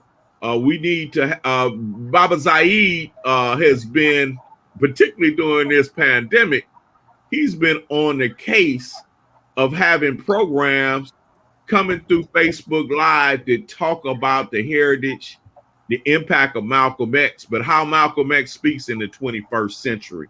And so we need to continue these type of platforms, but institutionalize them to the point that we've created our own pre-independence media, as well as our own pre-independence academia and educational institutions. My family here in Georgia, we built a school. We only have a small population of about 40 students, but it's called from preschool to 8th grade, called Quilombo Academic and Cultural Institute. There's another school that's formed on a high school level by some of the former New African children of the former New African political prisoners in our movement, but it's called TSK Institute, named after Tamu Kanyama, who was one of the RNA 11. Her and her husband, Hakima Kanyama, were part of the RNA 11, the Republic of New Africa 11. And so that was on a elementary school level. And there are other schools formed by other people. And of course, you know, in Newark, you had that tradition with the Congress of African People and Spirit House even prior to that. So that tradition exists. And so we need to create independent education on a variety of levels. Of course, there was a great institution founded by Vincent Harding and others, the Institute of the Black World. And so we need to continue that. There was developing a independent Black university that was pro-liberation. So we need to have our own institutions, and we can still penetrate and infiltrate theirs, right? I always like that scene in the movie Higher Learning when Ice Cube tells his peers that they're behind enemy lines because these institutions are really controlled by our oppressors. We should fight for space there, particularly so our children, our youth can get the skills and the credentials necessary to be able to navigate this system. But we also need to create our own. We've got a couple more minutes. I wanted you to that you've alluded to your relationship with Chokwe Lumumba. A lot of folks may not know, particularly the age range of this audience that we touch. Rukaya is a part of our circle now, also, right? And folks know her and her brother, right? Right. And when folks think of Chokwe, they think of Chokwe the mayor. But I want you to take us back to Chokwe, the pioneering New African organizer and the development of New African People's Organization, and why that background is also important to what you just described. Oh, very good. Chokwe Lumumba was one of my closest friends and comrades. He was born in 1947. Grew up in a family in Detroit. His parents introduced him to the movement through the civil rights movement at that time, growing up. And his mother would help take him and some of his siblings door to door to raise money for voting rights efforts in the South. They were first generation from Detroit. Their people were from Alabama. Chokwe was a student athlete, very good basketball player. He beat me a bunch of times on the court, but he went to Kalamazoo College, and during the rebellion in Detroit that happened the same year as a major rebellion in Newark, 67, he was inspired by the movement at that particular time. And then in 1969, he would join the provisional government of the Republic of New Africa that I talked about previously. With that organization, he traveled to Mississippi. He engaged in the struggle. He was inspired because of some of his friends and leaders were incarcerated in a pre-dawn raid on their residence at 5 in the morning. They gave them 85 seconds to respond to orders to leave their residence. And when they didn't respond in 85 seconds, and when I mean leave the residence within 85 seconds at 5 in the morning, what are you doing at 5 in the morning? Most of us asleep, right? And just waking up. Then they shot tear gas and bullets inside of the residence. And then the RNA folks responded back, and one police officer was killed, and the FBI agent and police officer was wounded. And keep in mind, the Jackson police and FBI came with a tank on these 11 people. Really, they were in 2 different residences at that time. Because of this incident, Chokwe was inspired to finish law school. He said he wanted to be the lawyer that Malcolm X wanted to be. Right. Because, remember Malcolm X said he wanted to be a lawyer when he was in middle school, and his teacher told him he should be realistic about being an N-word. And so Malcolm was discouraged and led to a life of criminality and trying to be a hustler. But, it was like George Jackson, we said, revolutionized when he was imprisoned by the Nation of Islam. But going back to Chokwe, Chokwe became a premier lawyer, defended people like Assata Shakur, defended people like Mutulu Shakur, who's still a political prisoner, defended people like Tupac Shakur. I always kid with my students and said he had all the Shakurs, but he had other cases. Some of the resistors that came out of the 1992 LA rebellion, or some of the people incarcerated in Pontiac prison, in Pontiac, Illinois, prison rebellion there.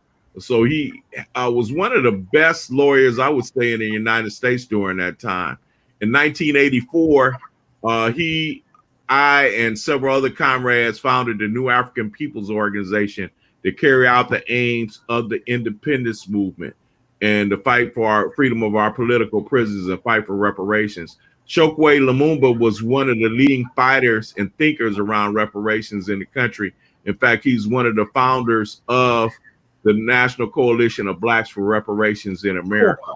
That's right. And Cobra, he moved to Jackson, Mississippi to continue our work in 1989 and began to do a lot of political work. And he decided to run for city council in 2009. And I want to tell an interesting story. I went there the day before the election, and what his opponent says, because Chokwe ran as a Democrat in the Democratic primary, it was a strategic reason why he ran as a Democrat. And when he ran, his opponent said the day before the election, held a press conference, and he said, so Chokwe Lumumba is not really a Democrat. And he had a quote from Chokwe saying, I'm not a Democrat like Barack Obama. And Chokwe came back and responded, oh yeah, I'm not a part of the Mississippi Democratic Party, the racist Mississippi Democratic Party. I'm a member of the Mississippi Freedom Democratic Party, founded by Fannie Lou Hamer and others. In fact, I'm a Fannie Lou Hamer Democrat. Yeah. And he actually was a member of that party. He had a paid membership in one of the active chapters of the Mississippi Freedom Democratic Party.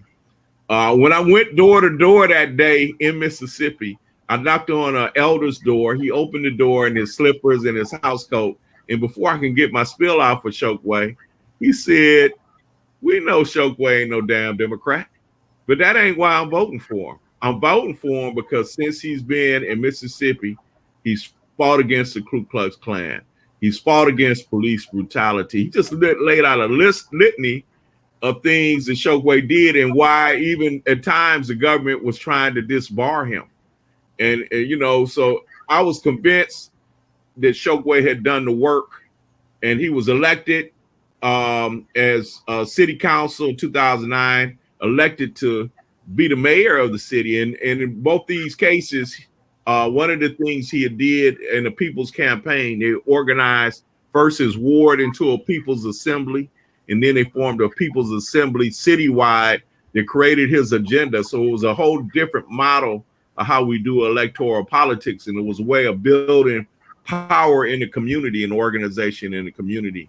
It's something I've written about. It's published in the Black Scholar.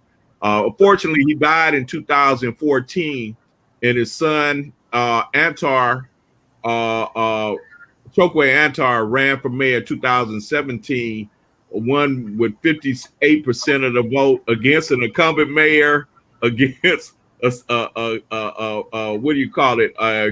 A county supervisor and a state senator who had been in office for years and who outspent him 2-1, each one of them. And he, again, was elected this year with 70% of the vote without having to go to a runoff. And so, and his sister, Rukia, who I mentioned before, is also one of the organizers of this People's Assembly to keep that tradition alive. And she's been doing a lot of advocacy in Mississippi around incarcerated men, and was one of the people. They've had to deal with significant infrastructure problems in Mississippi with water and things of that nature. So it's amazing with the challenges he's had that he's gotten such support from our people because they see him out there fighting. I'll tell you one personal story before I shut up. When some of us elders knew the significant infrastructure problems, we told young Chokwe Antar, you sure you want to run for mayor?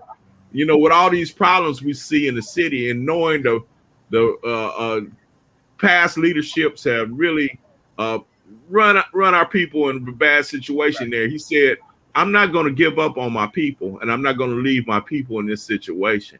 So he knew what he was inheriting, but he decided he wanted to fight for his people from that platform. And I gained great, as his elder, I gained great love and respect from my young comrade for being willing to take up that responsibility to fight for our people, and recognizing that he knew he was in a difficult situation. Many of us run from that.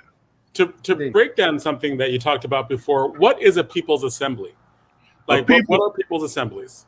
People's Assemblies can take various forms, but what we see in Jackson is when all the residents in a community are able to come to a gathering, an assembly where policy is discussed, where education is discussed. Actually, in Jackson, they've discussed the budget.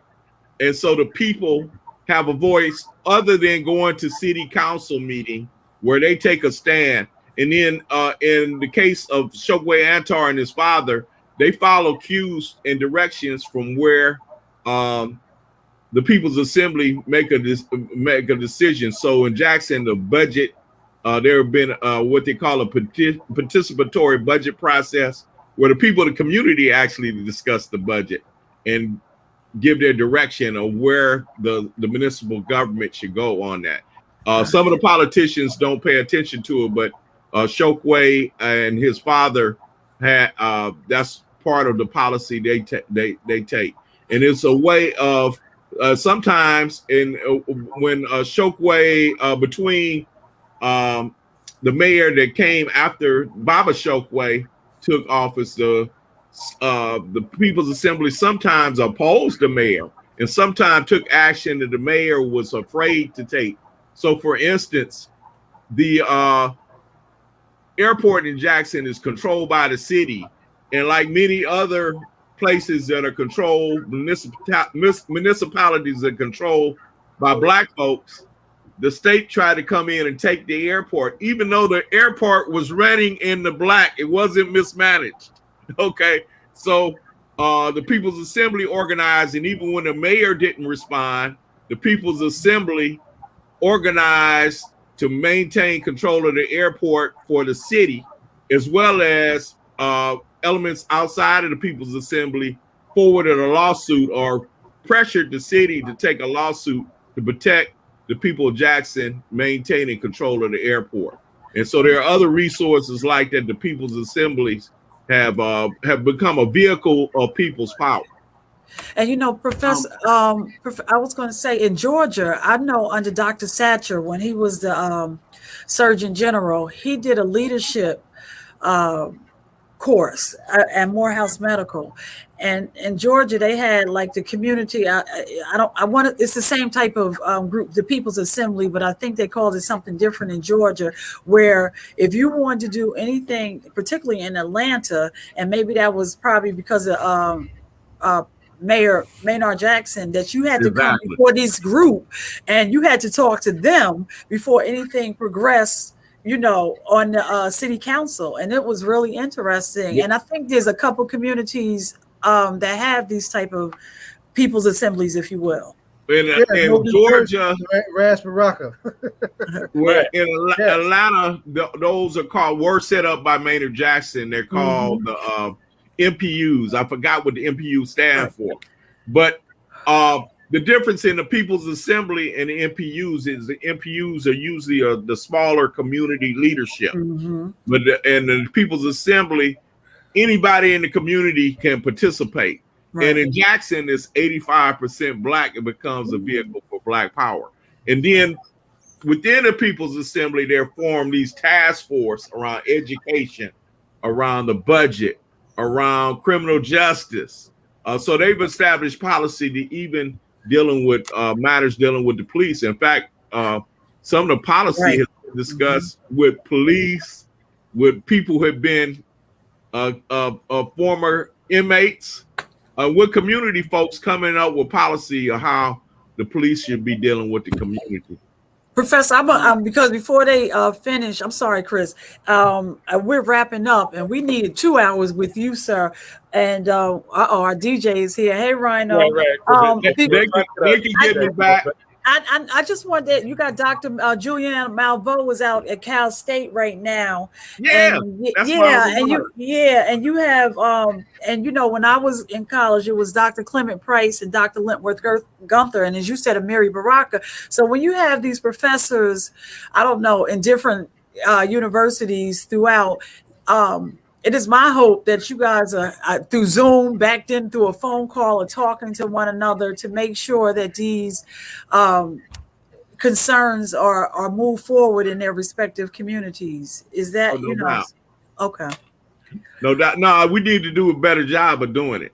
I think you're right. Now I work with the National Council of Black Studies, which becomes a vehicle to communicate with different professors, and also even the organization founded by Carter G. Woodson, the Association of African American Life and History. Yeah. And so I work in these professional organizations so I could communicate with other folk, even though I do it outside of the organizations too. And so I think it's important through our professional organizations, whatever, because even between organizations, I talk to folks in the National Conference of Black Political Scientists. I talk to people in the social workers organization, the folks in the psychologist organization, because we got a network. And then we have our various, expertise. And I try to, even with like-minded people within these associations, try to collaborate. Let me, since y'all in Newark, salute Newark. Newark provides so much inspiration to the total Black movement. And, I just want to salute my brothers and sisters there for the tremendous work that has been done, that you are doing, and, just encourage y'all to keep on moving. I heard Zaid mention the People's Organization for Progress. Right. I see their activities, and, I certainly salute them and want to support what y'all doing on the ground in Newark, New Jersey. Well, Professor, if you can put your information in the box so that we can get back to you and, individually and, make sure that we're communicating more. I'm sorry, Jonathan. And one thing I want to do, I just want to bring DJ Rhino in, because I know that as we wrap up, we always have these questions. I know that we usually have him on for longer, but DJ Rhino, can you ask that question? Peace, brother Akinyele. Peace, brother DJ Rhino. All right. We just want to ask you, who's your favorite hip hop artist or group, or who do you listen to that gets you going right now? Oh, right now, Yeah. I would have to say right now, and I have various, but D Smoke.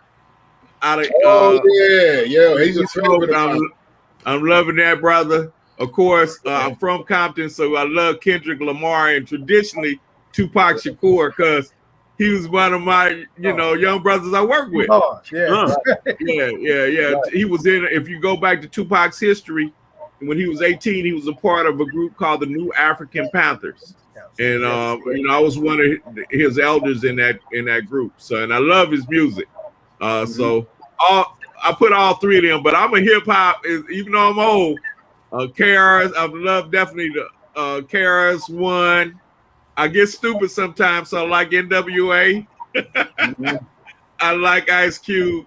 The Sister Rhapsody, Yo-Yo. But right now, D Smoke, I'm giving the most, getting the most airplay to.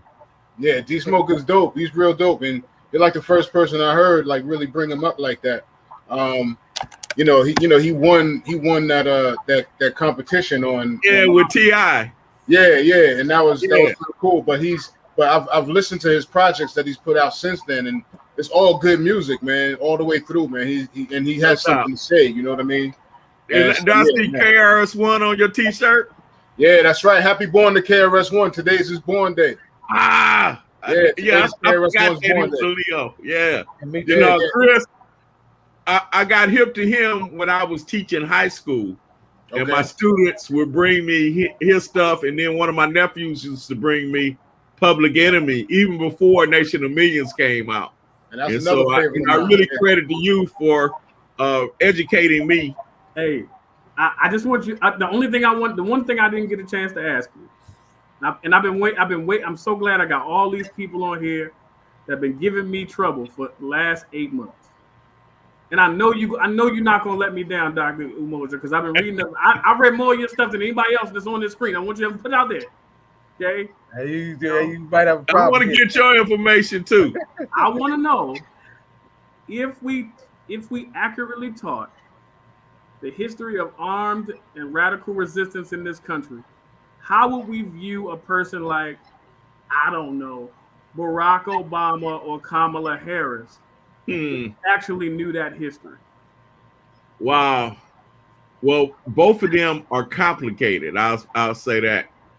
and have been influenced somewhat by radical movements. But on the other hand, when I think about Barack Obama, I'm really think about, and y'all know in your state, you had the incident with Mama Assata Shakur, where Sundiata Kohli, who's still incarcerated, Right.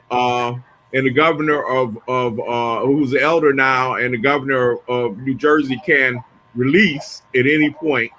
But he also had Zaid Malik Shakur, who was killed. But they were, this is in 1973. That incident occurred in New Jersey. Of course, Assata was convicted and given life plus 65 years. And then some, what Chokwe Lumumba used to say, some new African angels and white allies and friends helped free her from Clinton State Prison in 1979, November the 2nd. Now, Barack Obama, under his administration, you know, Assata lives as a Quilombo or Maroon in Cuba right now. And Barack Obama's administration raised the bounty to get her back. That's right. And when they negotiated with Cuba around lessening the blockade, they asked for her to be returned and incarcerated. So when I think of Barack Obama, when I talked to you about President Aristide before, Barack Obama contacted South Africa and asked that she not be, President Aristide and his family not be returned to Haiti, and at the same time allowed the treacherous butcher Duvalier, baby Doc Duvalier, to return with, no problem. And so we have to look at, even though I know many of us were inspired by the election of Barack Obama, and it was a big day for the African diaspora, we have to look and see what the record is in terms of leaders like him. Kamala, I say she's complicated because one of the reasons, Kamala's, I believe her father was a founder of the Afro-American Associations, one of the founders of that group that created leaders like the Black Panther Party, Revolutionary Action Movement on the West Coast, and the US organization under Maulana Karenga. And so she comes from that type of heritage. And she certainly, as someone who comes from Howard University, is aware of our culture and our history. And so she brings that into the White House. But, I won't judge her record on the White House just yet. But I know that Biden has not fulfilled a promise he gave to Black people when he told us he owed us. Mm-hmm. Y'all remember that? Now, Professor Akinyele, hold that thought. That's what I'm saying. Hold that thought right there. And on that last, you're not going to judge her. We're going to give you a couple of weeks, and we're going to bring you back, and then we can further discuss. Maybe after the primary. After the November. But let's just hold that thought, because we have to get you back, because there's a lot of information that we have to unpack. But I'm going to talk about hip hop with you too, right? Yeah. Oh, I love to do that. Yeah. I love to discuss some music. Not to mention, don't go anywhere. Just hang on after Jonathan closes out. But go ahead, Jonathan. I'm sorry. Oh, I was going to say we're getting ready to close out tonight, but we are definitely going to have you back. We're going to be talking about hip hop. We're going to answer your questions. We're going to ask more questions. Hopefully, Chris doesn't feel too bad about your answer on Kamala Harris. Because he was expecting a different answer. You got cut off. I'm just talking about her history. Yeah, okay. We're not talking about where she comes from. Right. Chris is a little salty right now because are you salty, Chris? A little bit. I'm just gonna tell you, I'm the only one on the screen that didn't vote. Well, that's a problem. But go ahead, Jonathan. Right. That's the problem. I did vote, but I won't. We'll talk about that later. Yeah. Go ahead, Jonathan. Right. I don't think he's going to get either of the answers that he wants. We're going to have you back on because Chris's big thing is there's no difference between Trump and Biden, and we shouldn't vote at all because it didn't matter who won to anybody.